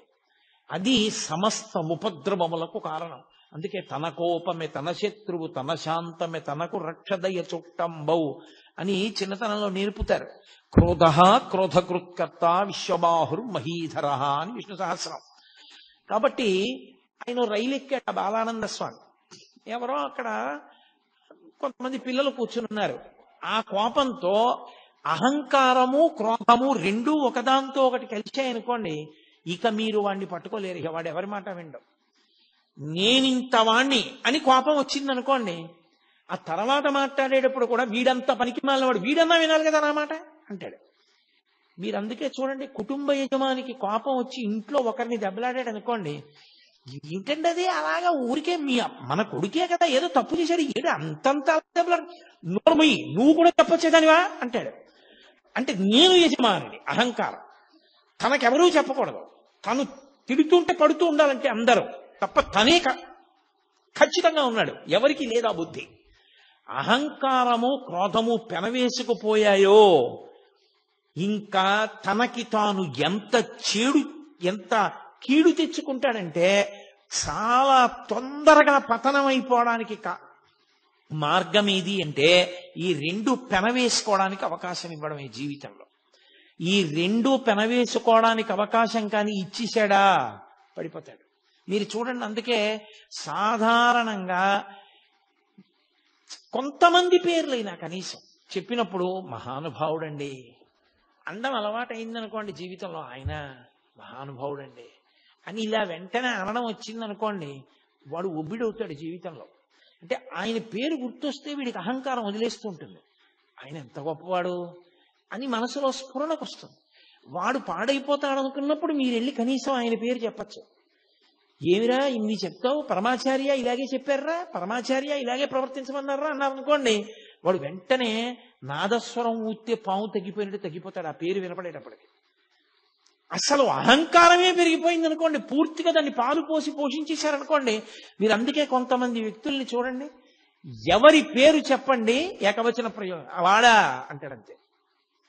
అంటే ఆయన ఉద్దేశ్యం ఏంటంటే తనకన్నా గొప్పవాడు ఎవరూ లేడు, ఎవరి గురించైనా తానే చెప్పగలడు. అందరిలోనూ దోషములే చూస్తాడు, ఎవరి యందు ఏ గొప్ప గుణాన్ని చూడలేడు. అది ప్రమాదకరమైన లక్షణం. మీరు ఏ ఆశ్రమంలో ఉన్నారన్న దాంతో సంబంధం ఉండదు, మీరు ఎంత సంస్కరించుకున్నారన్న దాంతో మీ గౌరవం, మీరు ఉన్న చోట శాంతి నిలబడి ఉంటాయి. అది లేని నాడు అటువంటి వ్యక్తిని మీరు ఎక్కడికి తీసుకెళ్లి పెట్టండి, అశాంతే తప్ప శాంతి నిలబడదు. అది రమణ మహర్షిని అడ్డుపెట్టి పరిశీలనం చేసినప్పుడు రమణ తత్వం ఎంత శాంతికారకమో ఆయన పక్కన పెట్టి చూసినప్పుడు ఇవన్నీ అంత అశాంతికారకములు. ఆ పిల్లల్ని పట్టుకుని ధూర్తతనంగా మాట్లాడాడు. రైల్లో ఎక్కిన తర్వాత ఇతనెవరో వాళ్ళకేం తెలుసు, వాళ్ళెవరో ఇతనికేం తెలుసు, నేనింత గొప్పవాడిని నేను అనుకుంటున్నాను కానీ వాడికి ఎలా తెలుస్తుంది నేను గొప్పవాడినో కాదో, తెలియదు కదా. అలా అనుకోవడానికి అవకాశం ఎక్కడ ఉంటుంది? అలా అనుకోకూడదు. అలా అనుకుంటే అసలు నువ్వు జీవితంలో ఇవ్వడలేవు. ఇవాళ రాత్రి సన్మానం అయింది, 150 పూలదండలు వేశారు. రేపు పొద్దున నీ కర్మకాలి రిజర్వేషన్ లేకుండా ప్రయాణం చేయాల్సి వచ్చింది. నువ్వు జనరల్ కంపార్ట్మెంట్ లో అవసరమైతే మరుగుదొడ్డి దగ్గర నిలబడాలంతే. నిన్ననే నాకు దండలేశారు, ఏమిటిది అందరూ నా మీద ఇలా పడిపోవడం, నాకు లేచి సీటు ఇవ్వద్దా అంటే అందరూ కలిపి నేను భోగిలోంచి కిందకి దోహేస్తారు. దీపం ఈ ఊళ్ళో నువ్వు ఎక్క రైలే, ఇక అంత గొప్పవాడు అయితే కారు ఎక్కవా, అంతేగాని ఏమిటి నువ్వు ఎక్కితే సీట్ ఎందుకు ఇస్తాను నీకంటారు. నువ్వు నీకు నేనింతవాణ్ణి అనుకున్నప్పుడు నువ్వు ఇమడలేవు. నువ్వు ఎక్కడున్నావో తెలుసుకోవడం నీకు అలవాటైన నాడు మహామహులంతటి వారు అవకాశం, సందర్భము, సమయం కలిసి రానప్పుడు సమయానికి అనుగుణంగా అలా ప్రవర్తించారు. రామచంద్ర ప్రభు అంతటి వాడు 14 ఏళ్ల అరణ్యవాసం చేశాడు. నేనెంతటి వాణ్ణి, అవసరం అలా వచ్చింది, పూర్వజన్మ కర్మక్షయం ఇలా అయిపోతుంది. కాబట్టి ఇప్పుడు ఈ కష్టం ఏమిటో, ఇది ఎలా ఉంటుందో, ఇంతమందితో కలిసి నిలబడి వెళ్ళడం ఇదో అనుభూతి. పరమేశ్వరానుగ్రహం ఉత్తప్పుడు కుదురుతుందా? వస్తుంటే తప్పుకోండి అంటారు. ఎంత సంతోషంగా ఉంది ఇవాళ అనుకుని నించున్నాడు అనుకోండి, ప్రశాంతంగా ఉంటుంది. నిన్ను పరిశీలించుకోవడంలో నీకు శాంతి, ఇతరులకు శాంతి. అది నీకు రాకపోగానే ప్రమాదం. కోపం రావడం తప్పు కాదు, కోపం రావాలి. దేనికి రావాలో తెలుసా? వ్యవస్థని చక్కదిద్దడానికి కోపాన్ని నటించాలి. ఒక్కొక్కసారి కోపం వచ్చేసి కాదు, కోపం నటించాలి. కోపం వచ్చేసింది అన్నట్టు ఉండాలి. 1-2 నిమిషాలకి వస్తే కదా కోపం, వస్తే ఊపేస్తుంది. కోపం వదిలేసినట్టుగా నటించి చక్కగా మాట్లాడి వెళ్ళిపోవాలి. కోపము వ్యవస్థని దిద్దడానికి సాధనం అవ్వాలి తప్ప కోపమునకు తాను వశుడు కాకుండా ఉండాలంటే ఎంతో పరిశీలన ఉండాలి. అది మహానుభావులకు ఉంటుంది. వేషాలు కడితే ఎక్కడి నుంచి వస్తుంది? అందుకని ఆయన రైల్లోకి వెళ్ళాడు, ఆ పిల్లలతోటి దెబ్బలాట పెట్టుకున్నాడు. నా అంతటి వాడిని చెప్తుంటే బుద్ధి లేదా, నీ చెప్పిన పని చెయ్యొద్దా అన్నాడు. ఆ పెట్టేదో తీయమన్నాడు, వాళ్ళు తీయలేదు. వాళ్ళకి కోపం వచ్చింది. వెంటనే అతను కాలి చెప్పు తీసి ఒళ్ళంతా ముద్దర్లు పడేటట్టు కొట్టాడు. అయిపోయిందా అహంకారం? ఇప్పుడు నేను ఫలానా అన్నాడు ఎక్కువ అంటాడు. అయిపోయిందా నీ గౌరవం? ఒకవేళ నువ్వు ఎవరో తెలుసు అని వెళ్ళి నించున్నాడు. వెళ్ళి నించుంటే, రైల్వే స్టేషన్లో ఆ రోజున నేను రైలు ఎక్కినప్పుడు ఏమైందో నీకు తెలిసిందా అని అడిగాడు. ఎంత విచిత్రమైన ప్రశ్న చూడండి. అంటే తనకి అవమానం జరిగిందని ఆయనకి తెలిసిపోయిందేమో. ఏమైంది నాకు తెలీదు అని ఆయన అన్నారనుకోండి, ఏమీ తెలియనట్టే ఉంటాడు. తెలిసింది అన్నారనుకోండి, సంగతి తెలిసిపోయింది కదా. నీ ముఖం మీద ఉమ్మేసి వెళ్ళబట్టే చెప్పులు ఎట్టి కొట్టారు ఒళ్ళంతా. నేను బుద్ధి లేనివాడిని అన్న విషయం నిరూపింపబడింది అక్కడ. నువ్వే గొప్పవాడివని తెలిసిపోయిందని కదా దాని ఉద్దేశ్యం. ఆయన ఏమీ అనలేదు, అలాగే అన్నాడు.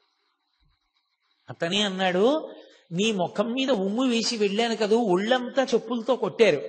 నీకు ఇంకా నా మీద ప్రతీకార భావన ఉందా ఉమ్మేశానని? ఎవరు లేరుగా నా చుట్టూ, నా మీద నువ్వు ఉమ్ములేయి అన్నాడు. చుట్టూ ఎవరూ లేరు కాబట్టి. అది మీరు ఒక సందర్భంగా తీసుకోకండి. నేను మీతో మనవి చేసేది అదే. మనుష్యులు అహంకారంతో ఉన్నప్పుడు ఉండేటటువంటి లక్షణాలు ఎలా ఉంటాయో, ఎప్పుడూ ఒక్కలా ఉండగలిగినటువంటి స్థితప్రజ్ఞుడు ఎలా ఉంటాడో, రమణుల జీవితంలో ఎన్ని సందర్భాలు, నేను ఎక్కడ చెప్పను, కొన్ని సంవత్సరాలు ప్రసంగం చేయాలి నేను ప్రతిదాన్ని విశ్లేషించడం మొదలు పెడితే. కాబట్టి ఆయన ఏమీ అనలేదు, ఊరుకున్నారు. ఊరుకుంటే అన్నాడు, మళ్ళీ అంతలో అహంకారం వచ్చింది. పూర్వస్థాయి తనకు ఉండాలి. అందుకని పద విరూపాక్ష గుహలో కూర్చుందాం, నీకు నేను ఇవాళ ఒక కొత్తది యోగ విద్య ఒకటి నేర్పుతాను పద అన్నాడు. ఆయన ఏమీ అనలేదు. ఆయన ముందు నడుస్తున్నాడు, ఈయన వెనకాల నడిచాడు. ఈయన కూర్చున్నారు, ఆయన కూర్చున్నాడు. కూర్చున్న తర్వాత అన్నాడు, ఇప్పుడు నేను నీకు యోగ విద్య నేర్పుతానన్నాను కాదు, ఊపిరి ఇలా తీ అన్నాడు. ఆయన మామూలుగానే ఇలా చూస్తూ తీసుకుంటున్నారు, ఆయన ఏమీ చేయలేదు. అదే చెప్పాను, అలా ఊపిరి బిగబట్టడం, ఊపిరి వదలడం చేయకూడదని. అంటే ఏమిటి? వినేవాళ్ళకి చూసేవాళ్ళకి మళ్ళీ తనొచ్చినా సరే భయపడిపోయి ఆయనే గొప్పవాడు, నా గురువు అని రమణులు తనకి వశపడ్డారని తెలుసుకోవాలని. మళ్ళీ ఏదో అల్లరి చేస్తున్నాడు, ఇది ప్రశాంతంగా ఉండనివ్వట్లేదని పళనిస్వామి వాళ్ళు 10 మంది వచ్చారు. వాళ్ళని చూసి అన్నాడు, బుద్ధుందా లేదా, పెద్దవాళ్ళం ఏదో మాట్లాడుకుంటున్నాం ఇక్కడ, మీరెందుకు బయటికి పోండి అన్నాడు. ఎంత అహంకారం అండి! అది ఎన్ని వింటే పోతుంది, అది పరిశీలనం చేత పోతుంది, కానీ తనని తాను ఉద్ధరించుకోవాలనే ప్రయత్నం చేత పోతుంది తప్ప ఇంత వాణ్ణి అనుకోవడం మొదలు పెడితే దానికి అంతే ఏమైనా ఉంటుందా? ఎవరినైనా అధిక్షేపించి మాట్లాడటమే. అయిపోయింది, వెళ్ళిపోయాడు. వెళ్ళిపోయి మర్నాడు పొద్దున్న ఓ చుట్ట ఒకటి తీసి నోట్లో పెట్టుకుని విప్పట్రా, చుట్ట వెలిగించుకోవాలన్నాడు పళనిస్వామిని పిలిచి. ఆయన, స్వామి ఏమిటి, చుట్ట ఏమిటి, కాల్చుకోవడం ఏమిటి, అరుణాచలం కొండ మీద ఏమిటది? ఓ చండ్రకర్రకి నిప్పంటించి పట్టుకెళ్ళాడు ఆయన. ఇంత నిప్పట్టుకొచ్చాయేమిటి చుట్ట వెలిగించుకోవడానికి అన్నాడు. మీరు పెద్దవాళ్ళు కదా, పెద్దదే ఉండాలి ఏదైనా, అందుకని పెద్ద నిప్పట్టుకొచ్చానన్నాడు. ఇంకొకరిని పిలిచాడు, నేను మొహం కడుక్కోవాలి, కర్ర పుల్ల పట్టరా అన్నాడు. ఆయన ఓ చెట్టు కొమ్మ నరికి లాక్కొచ్చాడు. కొమ్మట్టుకొచ్చావు ఎందుకన్నాడు. పెద్దవాళ్ళు కదా మీరు, పెద్ద కొమ్మే ఉండాలి, నువ్వు పళ్ళు తోముకోవడానికని కొమ్మ తెచ్చానన్నారు. అంటే మీరు ఒకటి గమనించాలి, ఇది వినడానికి చాలా సంతోషంగా ఉంది. మీరు చూడండి, ఇప్పుడు నేను ఇది చెప్తున్నప్పుడు వెంటనే మీరు సంతోషంగా ఓ చిన్న నవ్వు నవ్వుతారు. ఎందుకని అంటే, మంచి భలేవాడు అడిగిన దానికి భలే చెప్పాడురా అని. అంటే మనకి మూడో వ్యక్తిగా స్పందించడం అలవాటు. ఆయన అలాంటి వాడిని ఓ నిర్ణయం, వాడికి భలే దెబ్బ కొట్టారా అని మనదో నిర్ణయం. కాబట్టి మనం ఓ చిన్న నవ్వు, ఏమీ లేకుండా ఉదాసీనంగా కూర్చున్నవాడు ఎవరైనా ఉన్నాడు అనుకోండి, వాడు శ్రోతలలో కొంత పరిణితికి వెళ్ళిపోయిన వాడిని గుర్తు. ఎందుకు వచ్చింది అది? రమణులు చూడు చక్కగా ఎందుకు వచ్చిన అల్లర్లు, ఈ అహంకారంతో. ఈయన అండము బాగుంది, వాళ్ళ అండము బాగుంది, ఇద్దరూ పాడవుతున్న వాళ్లేగా. రమణుల చుట్టూ చేరి ఎవరు మాత్రం ఏం నేర్చుకుంటున్నారు ఆయన్ని చూసి అన్న భావన కలిగింది అనుకోండి, అప్పుడు ప్రతిస్పందన ఉండదు అన్న భావనతో ఊరుకుంటారంటే పరిశీలనము జరిగిందని గుర్తు. అక్కడ ఒక్క సంఘటనలో అన్ని విషయాలు చూపిస్తాడు. సరే కొంతకాలం అయింది, ఇక్కడ నన్ను ఎవరూ లక్ష్య పెట్టట్లేదన్నాడు, మళ్ళీ వెళ్ళిపోయాడు, మళ్ళీ వచ్చాడు, దిగంబరంగా వచ్చాడు. ఈసారి వచ్చి నేను దేహాభిమానం అంతా పోయింది నాకు, అందుకని నేను గోచీ కూడా పెట్టుకోవట్లేదు అన్నాడు. అంటే ఆయన గోచీ పెట్టుకున్నారు కాబట్టి అంతకన్నా గొప్పవాడండి. మళ్ళీ ఇదో విచిత్రం లోకంలో ఎలా ఉంటుందంటే, ఒక్కొక్కడు అసలు నేను ఏమీ పట్టించుకోనండి అని చాలా గొప్పగా చెప్పుకుంటుంటాడు. ఏమీ పట్టించుకోకపోతే నువ్వు అది ఎందుకు చెప్పుకోవడం? నేనేమీ పట్టించుకోనన్నది ఎందుకు పట్టుకుంది నేను? అది పట్టుకోకూడదు కదా, నువ్వు నిర్లిప్తంగా ఉండాలి. నేనండి ఏమీ పట్టించుకోనమండి అని ఎంతో గొప్పగా చెప్తాడు దాన్ని తీసుకొచ్చి. లేకపోతే నాకు చాలా కోపం ఉండోయ్ అంటాడు. ఏడు అది అనా ఐశ్వర్యమా? సిగ్గుపడాలి నాకు చాలా కోపం ఉండోయ్ అని చెప్పడానికి. అది చెప్పుకోవడం కూడా ఏమిటి 10 మందిలోకి వచ్చి? అది రకరకాలుగా ఉంటుంది. నేను బట్ట కూడా కట్టుకోవట్లేదు, నాకు ఇప్పుడు దేహాభిమానం పూర్తిగా పోయింది అన్నాడు. పరమ అసభ్యంగా ప్రవర్తించాడు రమణ మహర్షి ఎదుట. ఏమైందో పరమేశ్వర శాసనం ఏమైందో, అతను ఇక అరుణాచల పర్వతం మీదకి ఎక్కలేదు, వెళ్ళిపోయాడు ఆ పోక. పరమేశ్వరుడు ఇచ్చగించలేదని మనం అనుకోవాలి. ఇక వీడికి ఎంత సంఘం ఇచ్చినా వీడు మారడనుకుని ఉంటాడు ఈశ్వరుడు. ఈయన ముందు ఎందుకు ఇది, ఈ అల్లరంతా ఎందుకు అనుకుని ఉంటాడు. దానివల్ల రమణులలో ఏదో ఉద్వేగం వస్తుంది, రమణులకు ఏదో బాధ కలుగుతుందని కాదు. ఇక అతను రావడం మానేశాడు. ఇంకొకడు బయలుదేరాడు, వచ్చి నీకు నేను దత్తాత్రేయ మంత్రాన్ని ఉపదేశం చెయ్యాలనుకుంటున్నానన్నాడు. ఆయన ఏమీ అనలేదు, అలా చూస్తున్నారు. నిన్న రాత్రి నాకు దత్తాత్రేయుల వారు కనబడ్డారు, నీకెళ్ళి మంత్రం చెప్పమన్నారు, అందుకు వచ్చాను, ఉపదేశం చేస్తాను రా అన్నాడు. ఆయన అలా చూస్తున్నారు. ఏ కష్టంగా ఉంటుంది మంత్రం అనుకుంటున్నావా? చిన్నదే, పెద్ద కష్టమేం కాదు, చెప్తాను, ఆ మంత్రం జపం చేయి అన్నారు. ఆయన అన్నారు ఇంకా వింటలేదు, రా రా రా అంటున్నాడని. ఆయన అన్నారు, మీకు కనపడి ఉపదేశం చెయ్యమన్న దత్తాత్రేయుల వారు నాకు కనపడి ఉపదేశం పుచ్చుకోమంటే పుచ్చుకుంటానన్నారు. అతనికి ఎక్కడలేని కోపం వచ్చేసింది. అంటే నేను దత్తాత్రేయుల వారు చెప్పకుండా వచ్చాను అనుకుంటున్నావా? చేయించుకుంటావా చేయించుకోవా ఉపదేశం అన్నాడు. ఆయన ఏమీ మాట్లాడలేదు. నీకేం కీర్తి ప్రతిష్టలు ఉండవు, నువ్వు ఏమీ గౌరవం లేనివాడివి అయిపోతావు అని చెప్పి అతని దగ్గరికి ఎందుకు వెడతారు? అతనికి ఏం తెలియదు, అతనికి ఒక మంత్రోపాసన కూడా లేదని చెప్పి వచ్చిన వాళ్ళందరికీ ప్రచారం చేసేవాడు. సూర్యబింబానికి ఒక అరిచెయ్యి అడ్డు పెడితే దాని యొక్క తేజస్సుని ఆపగలమా? ఆయన అన్నిటినీ దాటిపోయిన మహానుభావుడు. మంత్రోపాసన ఎవరు తీసుకుంటారు? ఆయన స్థాయిని పొందడానికి మంత్రోపాసన ఒక సాధనం. ఆ స్థాయికి వెళ్ళిపోయిన వాడికి ఇక మంత్రోపాసన ఏమిటి? కడుపు నిండిన వాడికి అన్నం ఏమిటి? దాహం తీరిన వాడికి మంచినీళ్ళు ఏమిటి? నిద్ర లేచిన వాడికి మళ్ళీ నిద్ర ఏమిటి? అది అవగతం లేకుండా, దాని మీద అవగాహన లేకుండా మేము గొప్ప వాళ్ళం అనిపించుకోవాలని తాపత్రయంతో వచ్చి అక్కడికి చేరిన వాళ్ళు అన్నీ విడిచిపెట్టేశామన్న పేరుతో ఎంతమంది ఉన్నారో చూడండి.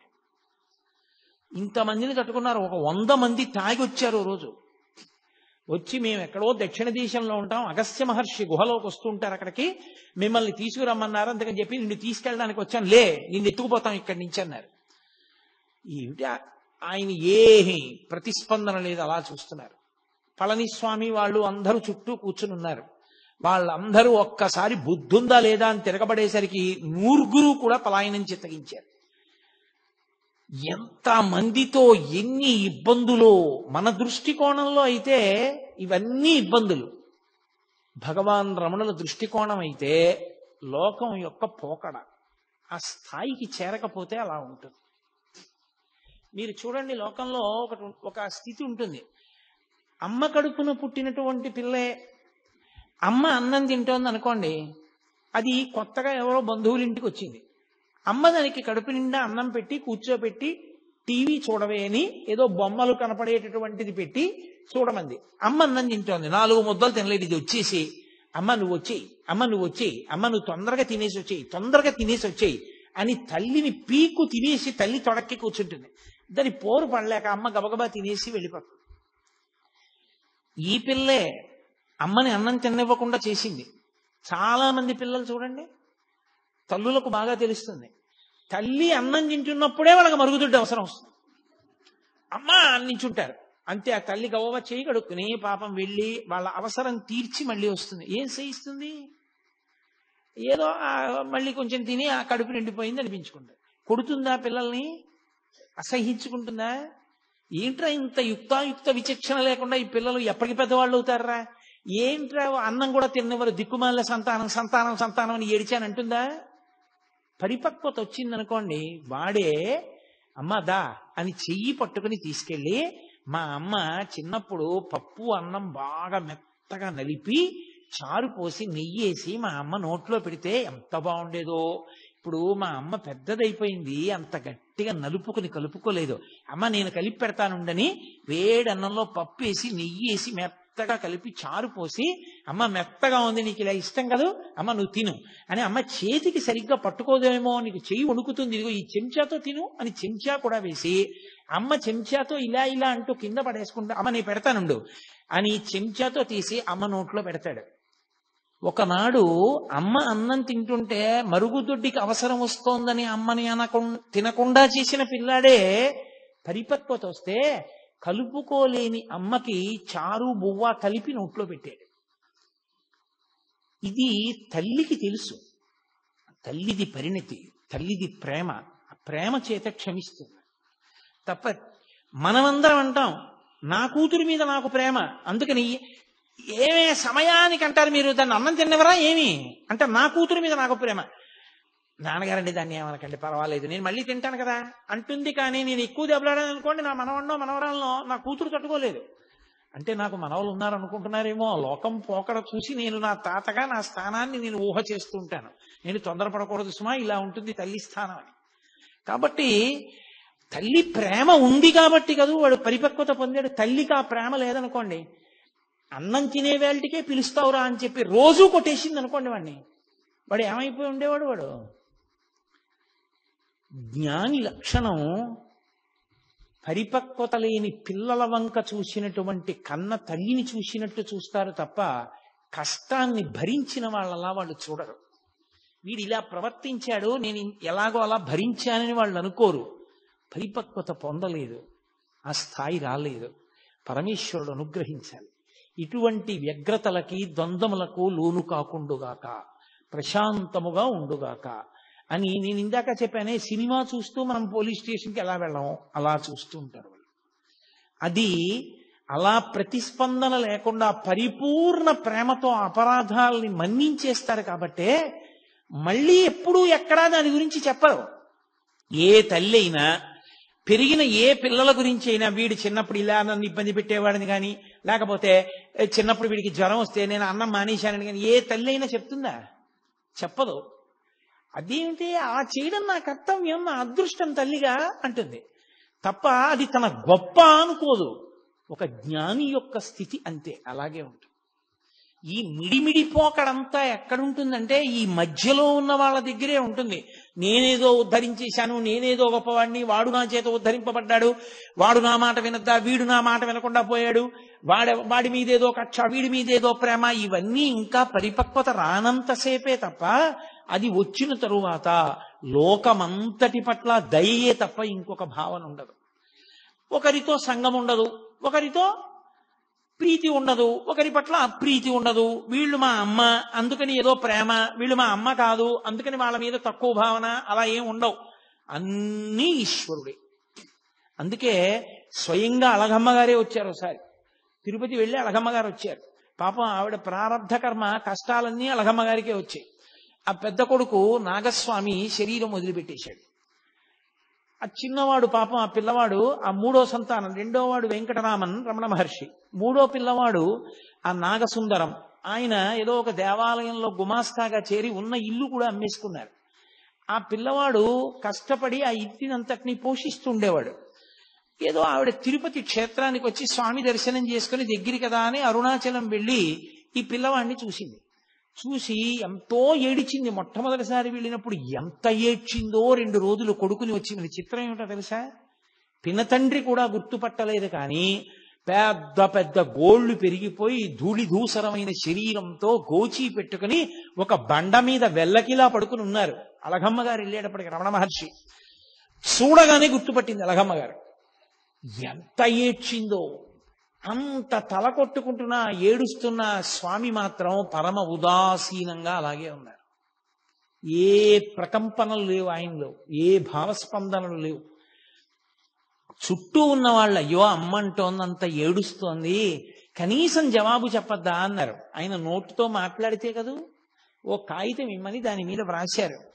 కర్త ఎవరి ప్రారబ్ధానుసారం వారిని ఆడిస్తూ ఉంటాడు.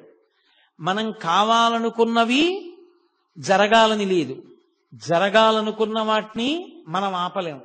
కాబట్టి ఏది ఎలా జరుగుతుందో దానిని అంగీకరించడమే సర్వ విధముల శ్రేయస్కరము. అదే మొట్టమొదటి ఉపదేశం. ఆయన జీవితంలో వ్రాతపూర్వకంగా కాని నోటితో కాని చేసిన మొట్టమొదటి ఉపదేశం అదే. కాగితం మీద వ్రాసి అళగమ్మ గారికి ఇచ్చారు.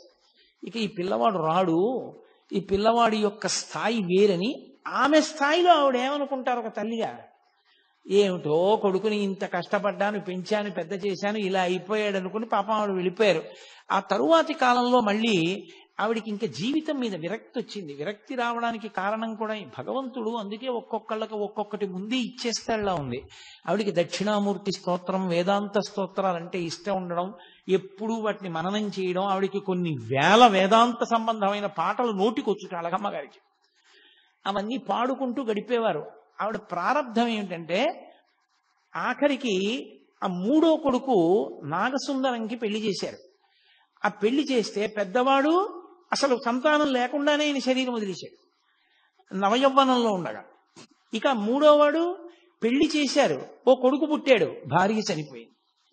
చనిపోతే పాపం ఆ చిన్న పిల్లవాడిని ఈయనేం పెంచగలడు, తీసుకెళ్లి మళ్ళీ పినతండ్రి గారి భార్య జానకి అమ్మ నెల్లియప్ప అయ్యర్ గారి భార్య జానకి అమ్మాళ్ళ గారికి ఇచ్చారు. ఆవిడ అప్పటికి వృద్ధురాలు అయిపోయింది. ఆవిడ ఏం పెంచగలదు పిల్లని? మళ్ళీ ఆ పిల్లాన్ని తీసుకెళ్లి ఆ పిల్లవాడి మేనత్త అలవేలుమంగ ఆఖరి పిల్ల, ఆ పిల్లకి ఇచ్చారు. ఆ పిల్ల ఏదో సాకుతోంది, ఎక్కడ చూసినా అప్పులు, తగిన ఉద్యోగమా లేదు, భార్య చచ్చిపోయింది, కొడుకునా ఎవరో పెంచుతున్నారు. అసలు ఎందుకు ఇంకా బతకాలనిపించింది ఆయనకి. ఈలోగా అళగమ్మ గారు మెల్లిగా కొడుకు దగ్గరికి వెళ్ళిపోయారు. ఇది ఒక విచిత్రమైన సంఘటన. భగవాన్ రమణుల జీవిత చరిత్ర మొత్తం మీద చాలా కాలం నాకు అనుమానం ఉండిపోయిన సందర్భం ఇదొక్కటే.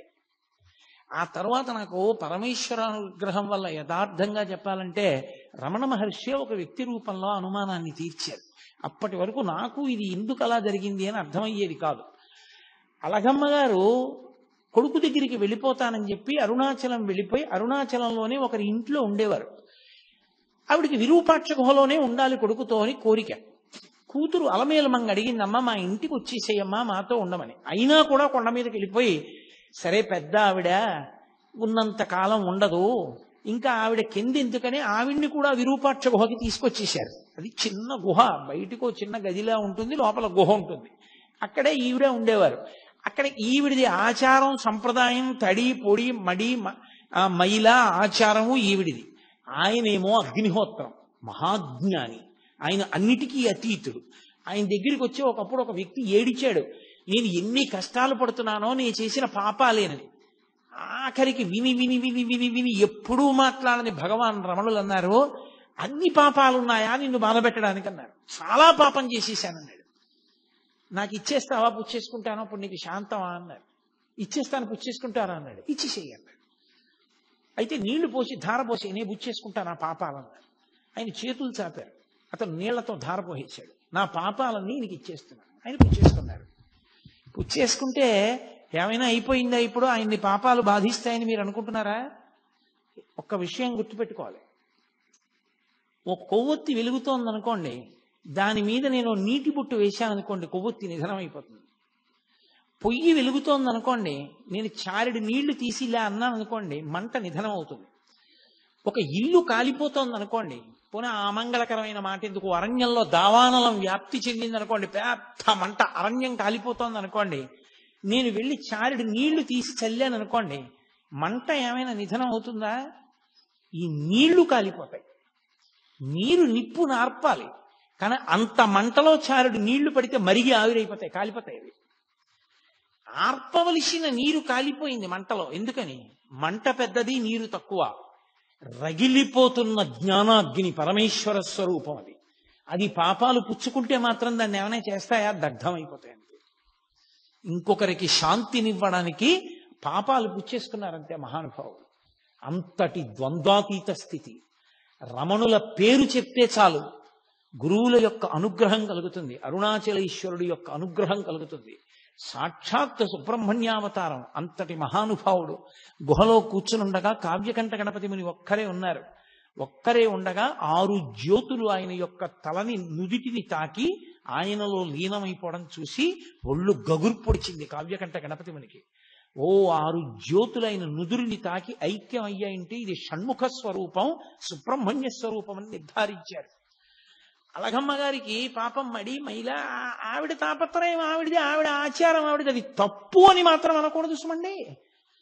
నేను మీతో తరచుగా మనవి చేస్తున్నాను, జ్ఞానికి ఇవేం ఉండవు. జ్ఞాని వీటన్నిటికన్నా అతీతమైన స్థాయిలో ఉంటాడు, ఏ ప్రతిస్పందన ఉండదు. కానీ రమణ భగవానుల్ని చూసి మీరు కూడా అంటే మనం కూడా అలా ఉందాం అనుకుంటే తప్పు. ఆ స్థాయికి చేరకుండా అలా చేయకూడదు, చాలా పొరపాటు, అలా ఉండకూడదు. ఆవిడ ఉల్లిపాయ వేనిచ్చేవారు కాదు, ఉల్లిపాయ వేకండి ఉల్లిపాయ తినకూడదు అనేవారు. ములక్కాడ పట్టుకొస్తే ములక్కాడ వేనిచ్చేవారు కాదు, భిక్షాన్నం ఏమిటని ఆవిడే పోయి పెట్టుకుని వండుకుంటూ ఉండేవారు. నేను పెట్టుకుంటాను కొడుకు అంటుండేవారు. రమణులు ఆవిడ్ని చూసి పరిహాసం ఆడేవారు. మా అమ్మ మోక్షానికి ఎడుతూ ఉంటే ఉల్లిపాయలు పర్వతాలై అడ్డుపడిపోతాయి, ములక్కాడలు అరణ్యాలు అయిపోయి చిక్కుపోతుంది, అందుకని మా అమ్మ తిందంటుండేవారు.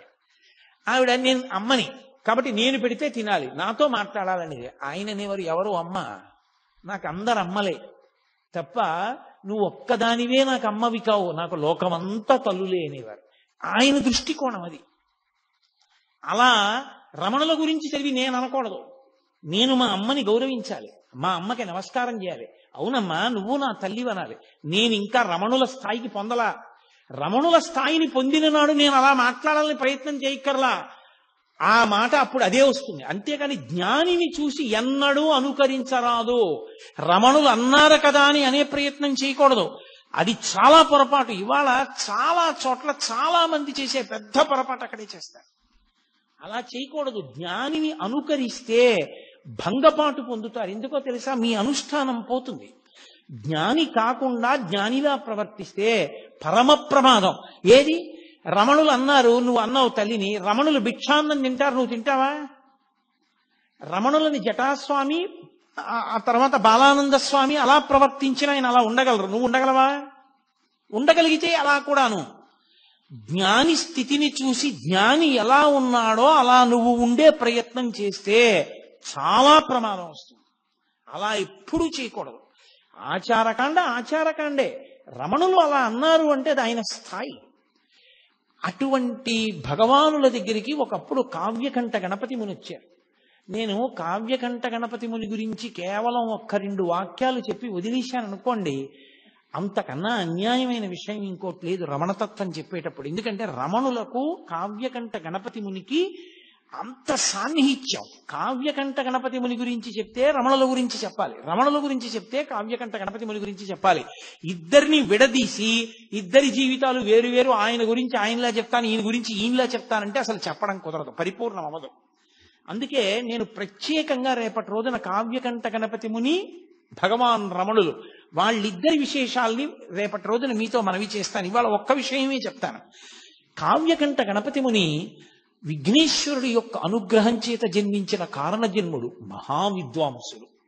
ఆయన అపారమైనటువంటి శిష్యులు ఆయనకి. ఆయన ఒకసారి రమణుల దగ్గరికి వచ్చారు. వచ్చి తపస్సనగా ఏమి అని అడిగారు. నాకు నిజంగా తెలుసుకోవాలనుంది, మంత్రజపంతో తపస్సుని పొందాలి అంటే ఏం చెయ్యాలి, జపంలో ఏది తపస్సు అని అడిగారు. అంతటి మహావిద్వాంసు.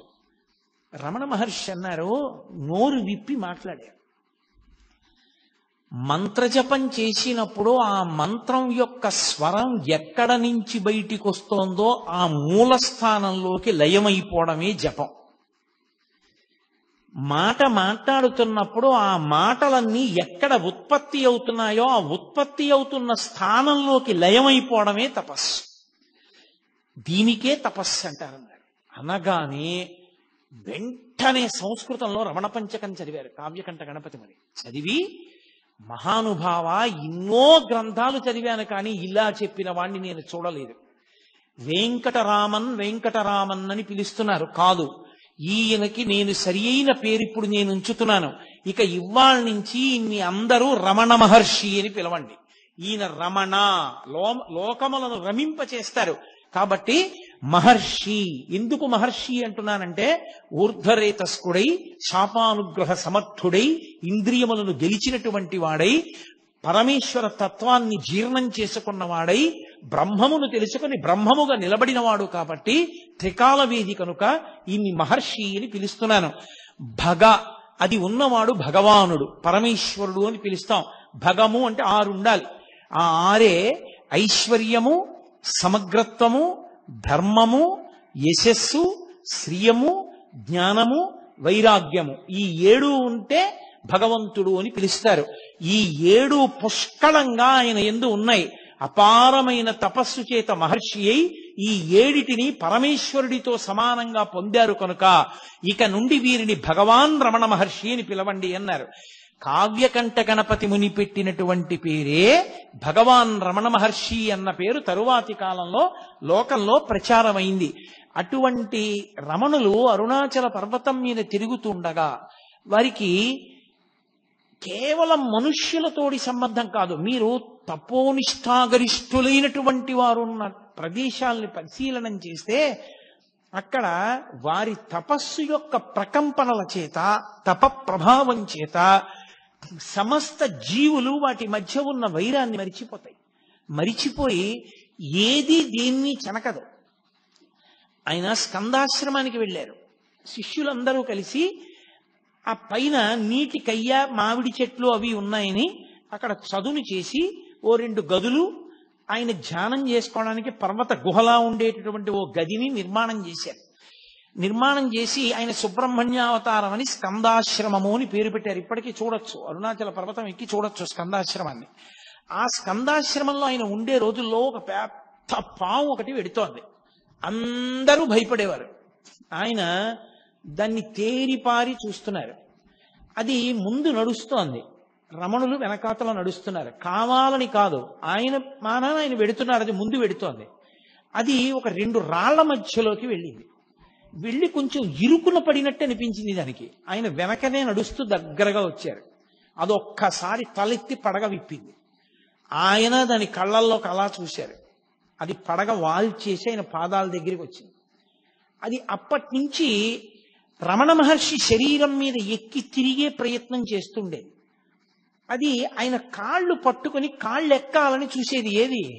ఒక భయంకరమైన సర్పం. ఆయన దగ్గరకు వస్తే సమస్త ప్రాణులు శాంతి పొందేవి. ఆయన సోఫాలో కూర్చుని ఉండగా ఒక ఆయన 2 చిరుతపులి పిల్లల్ని తీసుకొచ్చాడు. అవి అకస్మాత్తుగా ఎగిరి సోఫా మీదకి ఎక్కితే 2 చిరుతపులి పిల్లలు ఏమవుతాయో అనుకున్నారు. ఆయన రెండిటిని దగ్గరికి తీసుకుని 2 చిరుతపులి పిల్లల మీద చేతులు వేశారు. అవి పిల్లి పిల్లల్లా కళ్ళు మూసుకుని ఆయన తొడ మీద తలలు పెట్టుకు పడుకున్నాయి. దాన్ని ఫోటోలు కూడా తీశారు కొంతమంది ఆ కాలంలో. అవి చాలా అలభ్యం, చాలా కష్టం మీద దొరుకుతాయంటారు. అలాగే కోతులలో తెగలు ఉంటాయి. ఒక తెగకి ఇంకొక తెగకి పడదు. 2 తెగలు దెబ్బలాడుకుని విపరీతంగా కొట్టుకునేవి. కోతికి కృతజ్ఞత ఎక్కువ, కోతి కృతజ్ఞత ప్రకటించదు. అది దాని లక్షణం. దాని లక్షణాల్లో ఒకటి కోతికి. అది 2 తెగలు దెబ్బలాడుకుని రమణులు విరూపాక్ష గుహ బయట ఉండగా వచ్చి చెట్ల మీద కూర్చుని ఇటువైపు కొన్ని వేల కోతులు, అటు కొన్ని వేల కోతులు కూర్చుని కిచకిచలాడుతూ దీని రాజు దాని రాజు పరస్పరం చాడీలు చెప్పుకునేవి. ఇటు తిప్పి వినేవారు. ఆఖరికి మీరు ఇలా దెబ్బలాడుకోకూడదు, మీ తప్పే, క్షమార్పణ చెప్పు, వెళ్ళిపోండి అంటే అది కిచకిచలాడి వెళ్ళిపోయేది. ఆయనకి ఎలా అర్థమయ్యేది? కోతి కిచకిచలాడితే ఆయనకి ఎలా తెలుసు? అన్ని వేల కోతులు తీర్పుగా ఆయన దగ్గరికి ఎందుకు వస్తాయి? అంటే మనిషి యొక్క మనసులో ఉన్న భావాలు అర్థం చేసుకోవడానికి భాష ఏమో కానీ ఆ మనసు కూడా భావాన్ని ఏ ఆత్మ ప్రకాశం వల్ల పొందుతుందో ఆ ఆత్మగా నిలబడగలిగిన వాడికి ఎదుటి ఆత్మలోని భావనలు ఎందుకు తెలుసుకోలేడు? అందుకని ఆయనకి ఇంకా భాషతో సంబంధం ఉండేది కాదు. ఒకప్పుడు ఆయన ఆశ్రమంలో ఉన్నప్పుడు నేపాల్ దేశం నుంచి ఆ రాజుగారి యొక్క సామంతరాజు వచ్చి నేను రమణ మహర్షితో మాట్లాడాలన్నాడు. నీకు తమిళం వచ్చా అన్నారు. తమిళం రాదు, గోర్ఖా భాష మాట్లాడతాడు ఆయన. గోర్ఖా భాష మహర్షికి రాదన్నారు. నేను మాట్లాడతానన్నాడు. రమణ మహర్షి వచ్చి సోఫాలో కూర్చున్నారు. ఈయన వెళ్ళి గూర్ఖా భాషలో ఏవేవేవో అడిగాడు. ఆయన కళ్ళల్లోకి అలా చూశారు ఒక్క 5 నిమిషాలు. మహానుభావ, చాలా సంతోషం, నాకు అంతా అర్థమైపోయింది, వెళ్ళిపోయాడు. వాళ్ళ రాజుగారికి చెప్పాడు. వాళ్ళ రాజుగారు వచ్చి వీరికి అన్నీ అర్థమైపోయాడు, మీరు చెప్పినవన్నీ గూర్ఖా భాషలో ఈయనకి చెప్పినవన్నీ మాకు చెప్పాడని చెప్తుంటే హాల్లో ఉన్న వాళ్ళందరూ నవ్వారు. రమణ మహర్షి గూర్ఖా భాషలో ఇవన్నీ చెప్పడం ఏమిటారు. ఆయన చూశారంతే అర్థమైపోయేది. అటువంటి మహాజ్ఞాని, పరమేశ్వర స్థాయిని పొందినటువంటి మహానుభావుడు, పరమేశ్వరుడైనటువంటి స్థితి అయింది. అందుకే ఒకానొకప్పుడు ఒక తెగకంతటికి రాజుగా ఉంది కొంతకాలం ఒక పెద్ద కోతి. దాన్ని తరిమేసాయి కోతులన్నీ, దానికి పదవి పోయింది. 2 అనుచరులు మాత్రం పాపం పాతరాజుగారన్న బెంగతో ఎప్పుడూ అనుసరించి వస్తుండేవి. దానికి ప్రాణోత్క్రమణం అయిపోయే సమయం ఆసన్నమైంది. అది వచ్చి విరూపాక్ష గుహ ముందు తిరుగుతోంది. రమణ మహర్షి చూసి జాలేసి దాన్ని ఇలా 2 చేతులతో ఎత్తి తీసుకెళ్లి ఒళ్ళో పడుకోబెట్టుకున్నారు. దానికి మెడవాలిపై పళ్ళు గిటకరిస్తుంటే దాన్ని ఇటు తొడమించి బరువుకిటు తిప్పుకుంటుంటే దాని పళ్ళు ఆయన శరీరం మీద గీరుకుని మచ్చలు పడ్డాయి. అది ఆయన తొడ మీదే ప్రాణం వదిలింది. ఇది సిద్ధపురుషుడు, అందుకనే అరుణాచల పర్వతం మీద తిరిగి ఇది ఇలా శరీరం విడిచిపెట్టింది, దీనికి విభూతి అలంకారం చేసి బొట్టు పెట్టి దీన్ని తీసుకెళ్లి గొయ్యి తీసి కర్పూరం వేసి ఖననం చెయ్యండి అని ఒక సన్యాసిని ఖననం చేయించినట్టు ఖననం చేయించారు. ఒక కుక్క ఉండేది, అది దేవదాసి ఇంటికెళ్ళి పలహారం చేసేది, దేవాలయ ప్రసాదం అన్నం తినేది, దేవాలయంలో పడుకునేది. ప్రతిరోజు వచ్చి రమణ మహర్షులు ఉన్నటువంటి విరూపాక్ష గుహ ముందు నమస్కారం చేసి వెళ్ళిపోయేది. అది శరీరం విడిచిపెట్టినప్పుడు అలాగే చేయించారు. ఆయన దగ్గరికి ఎన్ని ప్రాణులో ఒక కుంటికోతి ఒకటి ఉండేది. అది ఆయన అన్నం తింటుంటే అది అన్నం తినేది. అది వచ్చేది, ఒక గిన్నెలో దానికి అన్నం పెట్టేవారు. ఆయన తినడం మొదలెట్టే అది తినడం మొదలెట్టేది. కోతికి నిలకడ ఉండదు, అటు ఇటు నడిచి పరిగెట్టి పోసేస్తుంది. ఒక మెతుకు కింద పోయకుండా తినేది. ఒక రోజున అన్నం కింద పడేసింది. అది ఏమి ఇవాళ నీ బుద్ధి ఇలా తయారైంది, అన్నం కింద పడేశావు అన్నారు ఆయన. దానికి కోపం వచ్చి రమణ మహర్షి కంటి మీద కొట్టింది. ఆయన నువ్వు నా దగ్గరికి రావద్దన్నారు. అది ఏడుస్తూ వచ్చి ఒక వారం రోజులు పోయిన తర్వాత అన్నం తినడం మానేసి బతిమాలుకుంది ఆయన కాళ్ళ దగ్గర కూర్చుని, నన్ను మళ్ళీ మీ ఒళ్ళోకి తీసుకోండి, నాకు అన్నం పెట్టండి అని. ఆయన అన్నం పెడితే అది కలిసి అన్నం తినేది. అది ఒకానొకప్పుడు కోతులందరికీ రాజు అయింది. ఆయన అన్నారు నోటితో, నువ్వు ఒకనాడు రాజు అవ్వాలే కోతులకి అన్నారు. అది నిజంగా రాజు అయింది. వాళ్ళు ఎన్నుకుంటారు కోతుల జాతుల్లో కూడా. ఎన్నుకుని అది వచ్చి భగవాన్కి స్కందాశ్రమంలో ఉండగా వచ్చి నమస్కారం పెట్టుకుంది. నమస్కారం పెట్టుకుంటే ఆయన అన్నారు అన్నం తినన్నారు. అంటే అది తిననని చెప్పి సంజ్ఞ చేసి వెళ్ళి చెట్టు మీద కూర్చుంది. 2 రాణులు. వానర జాతిలో ఏంటంటే అంతవరకు ప్రభువుగా ఉన్నవాడి రాణులు కొత్త ప్రభువుకి రాణులు అయిపోతారు. అందులో రాణులతో కూర్చునుంది. అందులో అక్కడ అన్నం తింది. ఆ తర్వాత ఇన్ని ప్రాణులు, ఒక ప్రాణి కాదు. ఆ కూరలవ్వ అని ఒక ఆవిడ ఉండేది. ఆవిడ పాపం ఆకుకూరలు తెచ్చి ఉడికించి రమణ మహర్షికి పెడుతూ ఉండేది అరుణాచల పర్వతం మీద ఉన్నప్పుడు. ఆవిడ మహాతల్లి లక్ష్మి అనేటటువంటి ఒక ఆవు రూపంలో పుట్టి ఆశ్రమానికి వచ్చింది. మహర్షి చెప్తూ ఉండేవారు, ఈవిడ కూరలవ్వ ఇప్పుడు లక్ష్మి అన్న గోవుగా వచ్చిందని చెప్పేవారు. దానికి ఎంత స్వాతంత్రం, అది తిన్నగా రమణ మహర్షి దగ్గరికి వచ్చేది. ఆయన కౌపీనం ఒకటే పెట్టుకుని కూర్చుని ఉండేవారు. ఆయన ఒళ్ళంతా నాకేసేది. నాకేస్తే నాలుక గరుగ్గా ఉంటుందేమో, ఆయన ఒళ్ళు ఎర్రగా అయిపోయేది. ఎర్రగా అయిపోయిన తర్వాత వెళ్ళిపోయేది. ఆయన హాల్లో కూర్చుని ఉంటే వచ్చి ఆయనకి రోజు ప్రదక్షిణం చేసి, అది రాత్రి పడుకోవడానికి వెళ్ళిపోయే ముందు ఆయనకి ప్రదక్షిణం చేసి నమస్కారం చేసి వెళ్ళిపోయేది. గోశాల కట్టారు. గోశాల కడితే గోశాలలోకి ఆ ఆవుని పంపిస్తున్నారు. అది వెళ్ళలేదు, ఎంత తోసినా వెళ్ళలేదు. అది అందరినీ తప్పించుకుని పరిగెత్తుకుంటూ హాల్లోకి వచ్చి రమణ మహర్షి ముందు నించుంది. ఆయనకు అర్థమైంది, ఓ నేను గృహప్రవేశం చేస్తున్నాను గోశాలలోకి, మీరు లేకపోతే ఎలా రమ్మంటోందని. ఆయన లేచి వచ్చారు. ఎందుకు దాన్ని అలా ఇబ్బంది పెడతారు, అది నేను వచ్చాక గృహప్రవేశం చేస్తానంటోందన్నారు. అప్పుడు భగవానులతో కలిసి అది గృహప్రవేశం చేసింది. దానికి అంత చేరిక, ఎంతమందిలో ఉన్నా సరే అది టీవీగా నడిచి వచ్చి రమణ మహర్షి దగ్గరికి వచ్చి ఆయన్ని నాకేసి ఆయనకి ప్రదక్షిణం చేసి నమస్కారం చేసి వెళ్ళిపోయేది. ఆఖరణ దానికి ప్రాణం పోయేటప్పుడు కూడా అలాగే ఉగ్గపట్టుకుంది ప్రాణాలు. రమణ మహర్షి వెళ్ళి దగ్గర కూర్చుని ఒళ్ళో తల పెట్టుకుని, ఏమ్మా బాధగా ఉందా లక్ష్మి అని ఒళ్ళు నిమురుతుంటే ఆయన వంకే చూస్తూ ప్రాణం వదిలేసింది. ఇప్పటికీ రమణ మహర్షి ఆశ్రమంలో సమాధులుంటాయి. వెనక్కి వెళ్ళి చూస్తే అందులో ఆ లక్ష్మి గోవు అని ఆవు బొమ్మేసి సమాధి ఉంటుంది. అది ఒక సిద్ధయోగి చిట్ట చివరికి ఇలా వచ్చి ఒక గోవు రూపంలో సేవించిందని ఆయన దానికి సన్యాసిని ఎలా పూడుస్తారో అలా ఖననం చేసి సమాధి నిర్మాణం చేశారు. అలా ఒక కాకి ఒక గ్రద్ద పొడిస్తే వచ్చి రమణ మహర్షి దగ్గర పడిపోయింది. ఆయన దాన్ని ఒళ్ళో పెట్టుకునేవారు. అది అలా వారం రోజులు ఉండి ఆయన ఒళ్ళోనే పడుకుని ఒళ్ళోనే ఉండి ఒళ్ళోనే వదిలిపెట్టేసింది ప్రాణం. ఉడతలు పరిగెడుతూ పరిగెడుతూ ఆయన దగ్గరికి వచ్చి ఆయన ఒంటి మీద ఎక్క ఆడుకుంటూ ఉండేవి. ఆయన జీడిపప్పు తెచ్చి చేతిలో పట్టుకుంటే తినమంటే తినేవి కావు. ఉడతలన్నీ వచ్చి చుట్టూ చేరితే ఆయన ఒక్కొక్క జీడిపప్పు పెడితే ఈ ఉడతలన్నీ తింటూ ఉండేవి. పాము వచ్చి పడగపట్టి నించునేది, నెమలు వచ్చి అక్కడ నించునేది. నెమలి పావుని కొట్టేది కాదు, పావు నెమల్ని చూసి భయపడేది కాదు. అన్ని ఉడతలు ఆయన ఒంటి మీద తిరుగుతూ ఆడుకుంటూ ఉండేవి. పూర్వం మనం కాశీఖండంలో అగస్త్య మహర్షి యొక్క ఆశ్రమం గురించి చదివితే ఎంత విచిత్రంగా ఉంటుందో. ప్రాణులు తమ మధ్య వైరాన్ని కూడా మరిచిపోయి ఎలా తిరుగుతాయని చెప్తారో అలా తిరుగుతూ ఉండేవి ప్రాణులన్నీ ఆయన దగ్గర. జాక్ అని ఒక కుక్క, ఎంత విశ్వాసం మహర్షి అంటే. అంత విశ్వాసం ఉన్న కుక్క అది భీష్మాచార్యుల వారిలా ఉత్తరాయణ పుణ్యకాలం వచ్చే వరకు ప్రాణాలు ఒగ్గపట్టుకుని అపరభీష్ముడిని పిలిచారు ఆయన దాన్ని. భగవాన్ వచ్చి దగ్గర కూర్చుని దాన్ని ఒళ్ళో పడుకోబెట్టుకున్న తర్వాత ఆయన వంక చూస్తూ కళ్ళు మూసేసింది. ఇప్పటికి జాగ్ ది డాగ్ అని రాసి ఆ కుక్కకి కూడా సిద్ధ పురుషుడు ఆఖరిసారి ఇలా శరీరం విడిచిపెట్టారని దానికి సమాధి కట్టించారు. త్రికాలవేది ఎక్కడ ఎన్ని ప్రాణులు ఆయన కోసం వస్తే అన్ని ప్రాణులతో మాట్లాడుతుండేవారు. అన్నీ ఆయనని చూసి పరవశించిపోతుండేవి. ఇన్ని ఆయన చుట్టూ చేరుతుండేవి. భగవంతుడి చుట్టూ సమస్త ప్రాణులు ఎలా తిరుగుతాయో రమణుల చుట్టూ అలా తిరుగుతుండేవి. అళగమ్మ గారు స్కందాశ్రమంలోకి వెళ్ళిన తర్వాత ఆవిడికి అనారోగ్యం వచ్చి ఇక ప్రాణోత్క్రమణం అయిపోయే సమయం ఆసన్నం అయిపోయింది. ఇక మాట పోయింది. ఆవిడ్ని పడుకోబెట్టి ఇప్పటికీ ఉంటుంది ఆ గది.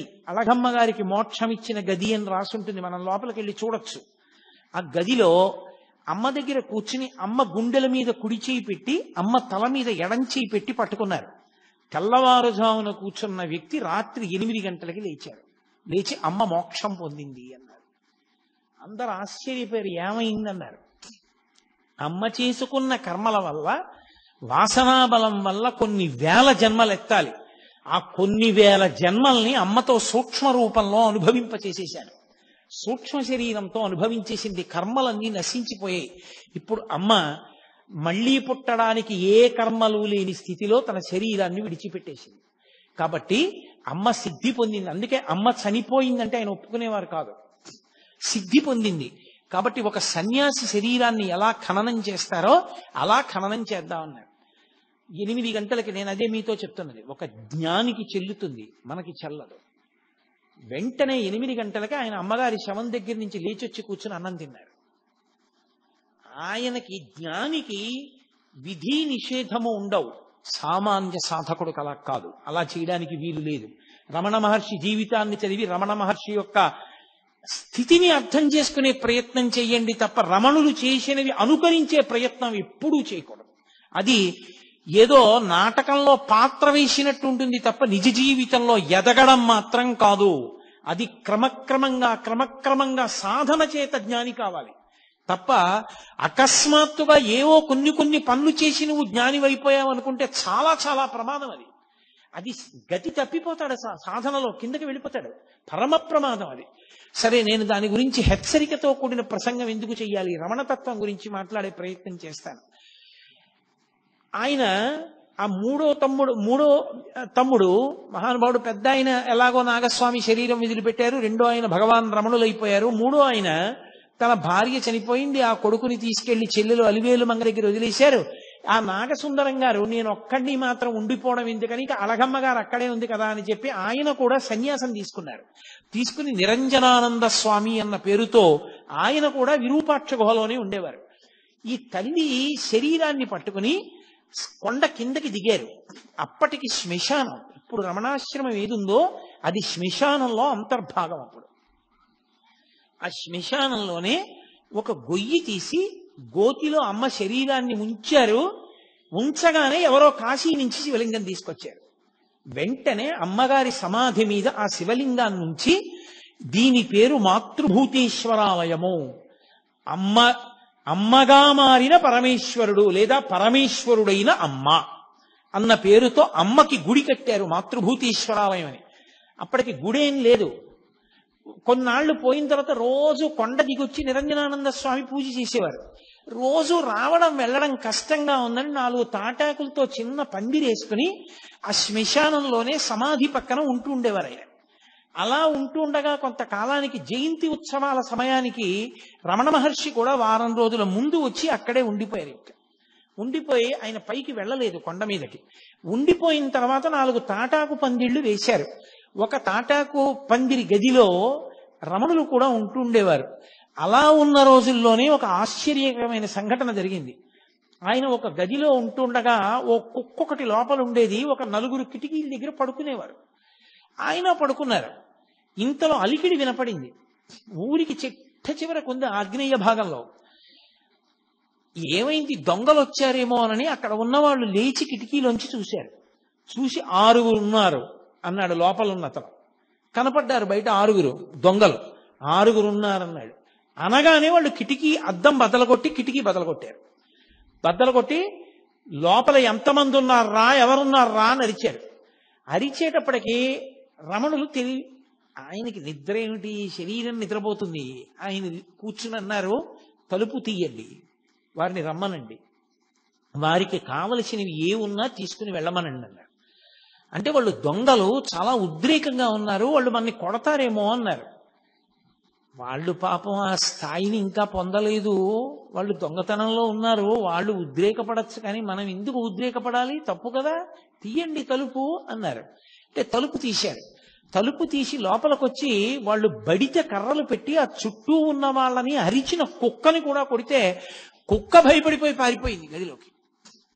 వాళ్ళు కూర్చున్న రమణుల దగ్గరికి వచ్చారు.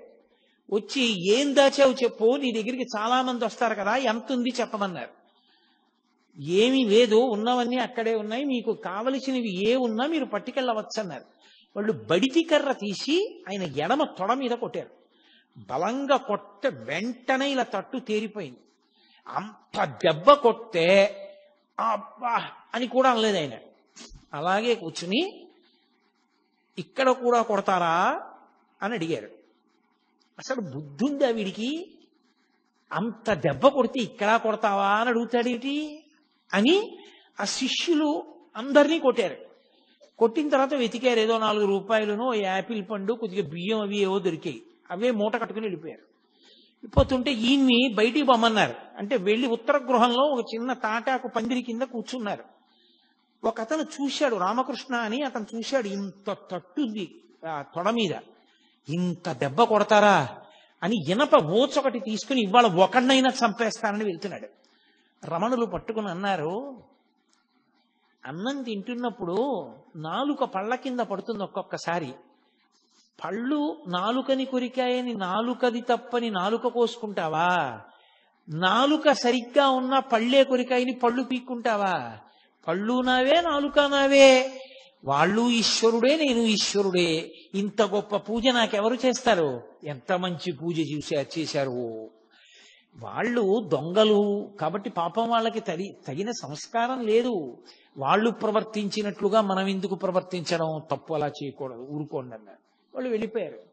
మరునాడు ఈ విషయం కర్ణాకర్ణిగా పోలీసులకి తెలిసి పోలీసులు వచ్చారు. కనీసం కొట్టారని దెబ్బ కానీ ఏమీ చూపించలేదు మహర్షి.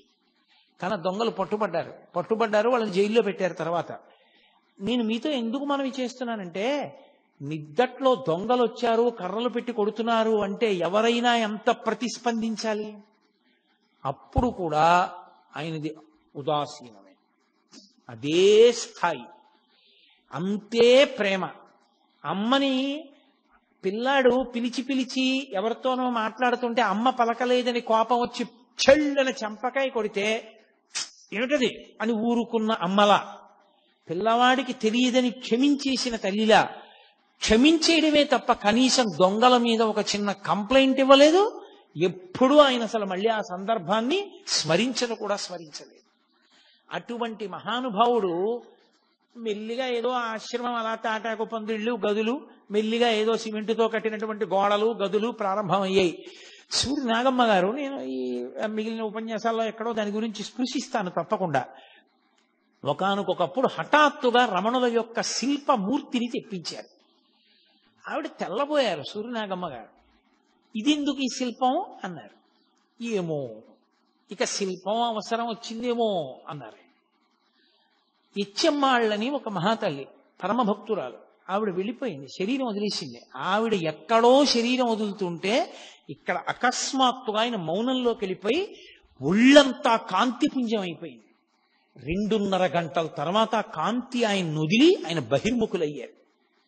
ఖచ్చితంగా ఎన్ని గంటలకు ఆయన్ని కాంతిపుంజం పట్టుకుందో, ఆయన మౌనంలోకి వెళ్ళిపోయారో ఖచ్చితంగా ఆ సమయానికే ఇచ్చమ్మాళ్ళు అక్కడ శరీరం వదిలేసింది. పరమ భక్తురాలు ఆవిడ.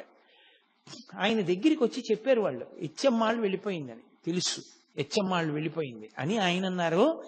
ఆవిడికి సమయం ఆసన్నమైంది, దీనికి ఇప్పుడు అన్నారు. అది మొట్టమొదటి మాట అవతార పరిసమాప్తికి.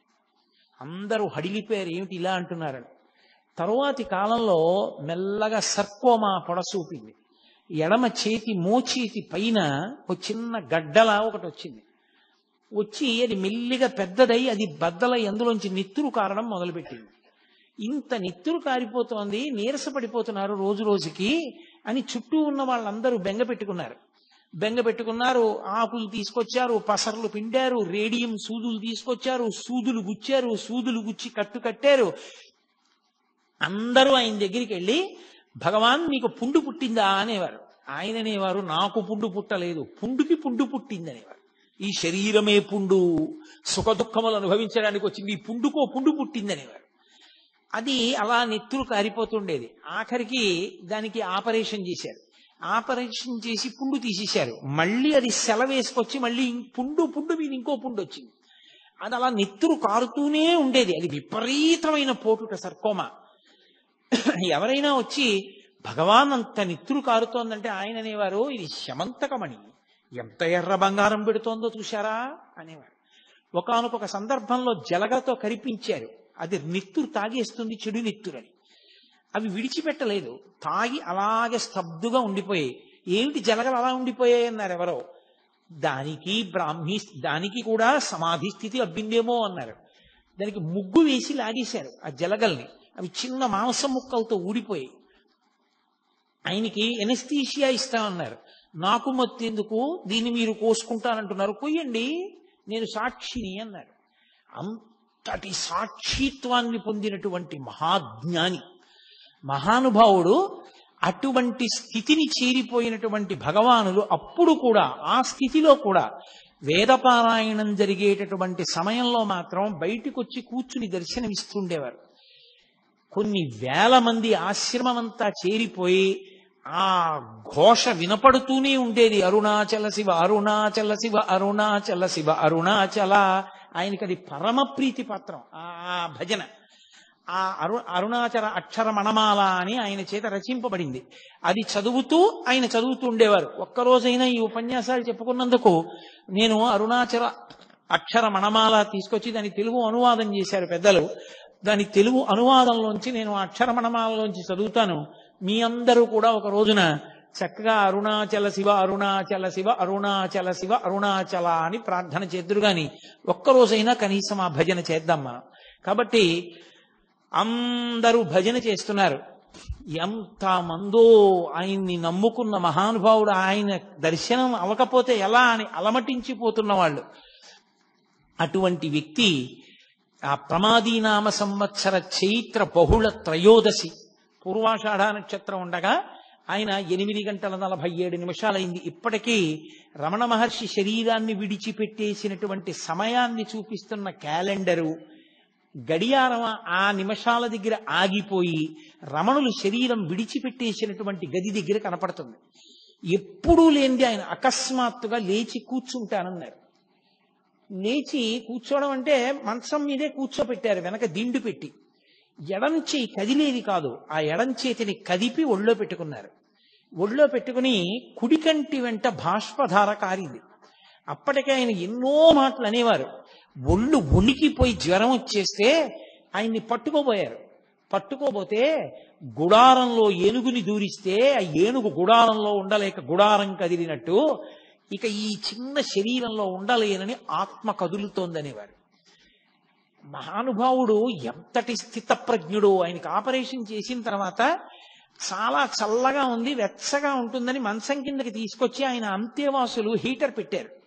తెల్లవారేటప్పటికి ఒళ్ళంతా వాచిపోయి బద్దలైపోయి నెత్తురు కారుతున్నట్టు అయిపోయింది.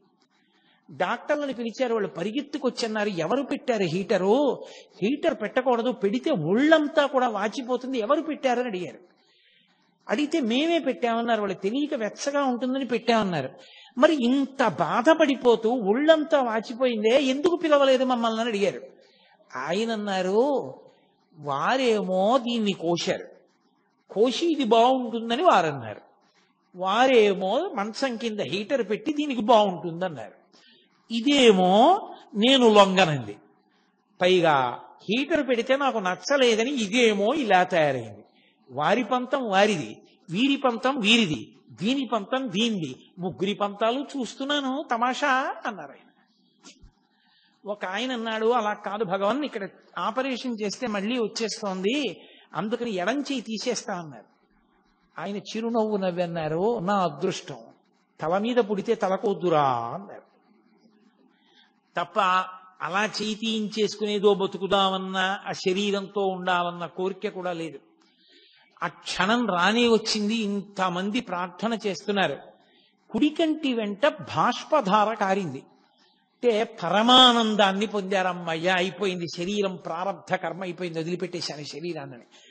కొన్ని వేల మంది చూస్తూ ఉండగా ఆ అరుణాచల క్షేత్రంలో ఆ ఊళ్ళో వాళ్ళు కూడా చూస్తుండగా ఆయనలోంచి ఒక జ్యోతి బయటికి వెళ్ళి నిలబడింది రమణాశ్రమంలో పైన. అందరూ ఆశ్చర్యంతో ఆ జ్యోతి వంక చూస్తూ వెలిగిపోతోంది అది ప్రకాశంతో. రాత్రి 8:47 సమయం.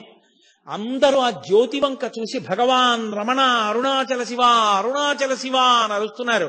ఆ జ్యోతి క్రమక్రమంగా పైకెక్కుతూ అరుణాచల పర్వతానికి ప్రదక్షిణం చేస్తూ ఈశాన్య దిక్కుగా వెళ్ళి ఆ కొండలోకి కలిసిపోయింది. అంతే, అక్కడతో భగవాన్ రమణుల యొక్క శరీరం విడిచిపెట్టేశారు. విభూతి రాశారు, చందనం అలదారు, ఇంత అభిషేకమో చేశారు. అమ్మగారికి కట్టినటువంటి మాతృభూతేశ్వరాలయం పక్కనే పెద్ద గుంత తవ్వి కర్పూరాదులు వేసి ఆయన శరీరాన్ని అందులో పెట్టి మట్టి కప్పి ఆ పైన శివలింగాన్ని ఉంచారు. ఇప్పటికీ ప్రతిరోజు ఆ శివలింగం దగ్గర వేదపఠనం చేసి అభిషేకం చేసి అత్యద్భుతమైన అలంకారం చేస్తారు. ఎందరో దేశ విదేశాల నుంచి వచ్చిన వాళ్ళు అక్కడే కూర్చుని ఉపదేశ సారము మొదలైనవి చదువుకుని ఆ రమణ మహర్షి ఉన్న ప్రాంతానికి ఆ సమాధి, ఆయన ఉన్న అధిష్టానం, శివలింగం ఉంటే అధిష్టానం అంటారు, దానికి ప్రదక్షిణం చేస్తూ ఉంటారు. ఆ పక్కనే ఒక బావి ఉంటుంది, దాన్ని రమణ బావి అంటారు.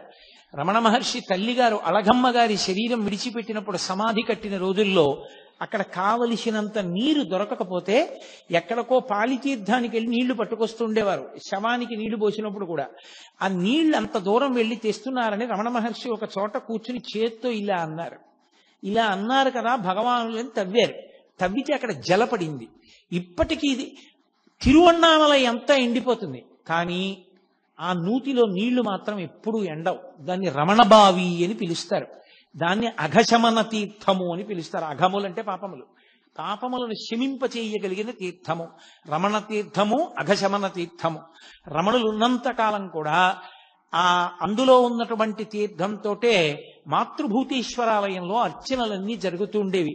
మహానుభావుడు పుట్టినప్పుడు కనులు లేని కబోది ఒక జ్యోతి పుట్టిందిరా, వెలిగిపోతోంది పురుటి గదిలో అంది. మీతో మనవి చేశాను నేను మొదటి రోజున. ఆయన ఆఖరణ శరీరం విడిచిపెట్టినప్పుడు కొన్ని లక్షల మంది ప్రత్యక్షంగా జ్యోతి పైకెక్కి అరుణాచల పర్వతంలో, అరుణాచల శిఖరంలో కలిసిపోవడాన్ని చూశారు. అలా చూసిన వాళ్ళల్లో నాకు చాలా చాలా గొప్పగా నేను చెప్పుకోగలిగింది, నా జీవితంలో సంతోషకరమైన విషయం ఏమిటంటే, నా కూతురిని ఏ ఇంటికి ఇచ్చి పెళ్లి చేశానో నా కూతుర్ని ఏ ఇంటికి ఇచ్చి పెళ్లి చేశానో ఆ నా వియ్యపురాలిని కన్న తండ్రి గారు కూడా అరుణాచలంలో రమణ మహర్షి యొక్క జ్యోతి వెళ్ళిపోతుండగా చూశాడు. చూసి ఆ రోజుల్లో ఆయన అదేమిటి జ్యోతి వెడుతోంది, రమణులకు ఏమైనా అయిందా అన్నారు. ఆ జ్యోతిని చూసి తిరువన్నామల ఎంత పరిగెత్తింది రమణాశ్రమానికి, ఏమైంది రమణులకని. ఆ జ్యోతి రూపంలో ఆయన వెళ్ళిపోయారు. జ్యోతిగా పుట్టి జ్యోతిగా వెళ్ళిపోయారు. జ్యోతి స్వరూపుడైన సుబ్రహ్మణ్యుడిగా, సుబ్రహ్మణ్యావతారంగా, సద్గురువుగా, మహాజ్ఞానిగా, గొప్ప వైరాగ్య చక్రవర్తిగా, బ్రహ్మవిద్ బ్రహ్మైవ భవతి అనేటటువంటి మాటకి నిర్వచనంగా బ్రహ్మమును తెలుసుకున్న బ్రహ్మమై ఈ ప్రపంచంలో నడయాడి చిట్ట చివర శరీరాన్ని విడిచిపెట్టి ఇప్పటికీ అంతటా నిండి నిబిడీకృతమైన ఆత్మస్వరూపమై ఎవరు ఆయనకి నమస్కారం చేస్తారో, ఎవరు ఆయనకి అర్చన చేస్తారో, ఎవరు ఆయన మీద భక్తితో ఉంటారో వారందరికీ దర్శనమిస్తూ వారందరినీ కూడా జీవితంలో భగవంతుడి వైపుకి అడుగులు వేయించేటటువంటి గొప్ప గురుస్వరూపం, ఈశ్వర స్వరూపం భగవాన్ రమణులు. ఇవాళ మీకు భగవాన్ రమణుల యొక్క విశేషంలో ఇవాళ ఆయన జీవితం సిద్ధి పొందిన ఘట్టం వరకు చెప్పడం జరిగింది. రేపటి రోజున కావ్యకంఠ గణపతి ముని, భగవాన్ రమణులు, వాళ్ళిద్దరి జీవితాల యొక్క అద్భుత యొక్క విశేషాలు, అసలు నిజంగా కావ్యకంఠ గణపతి ముని యొక్క విద్వత్తు, రమణుల యొక్క వైభవం, ఇద్దరూ కలిసి చేసిన అద్భుతమైన పనులు అసలు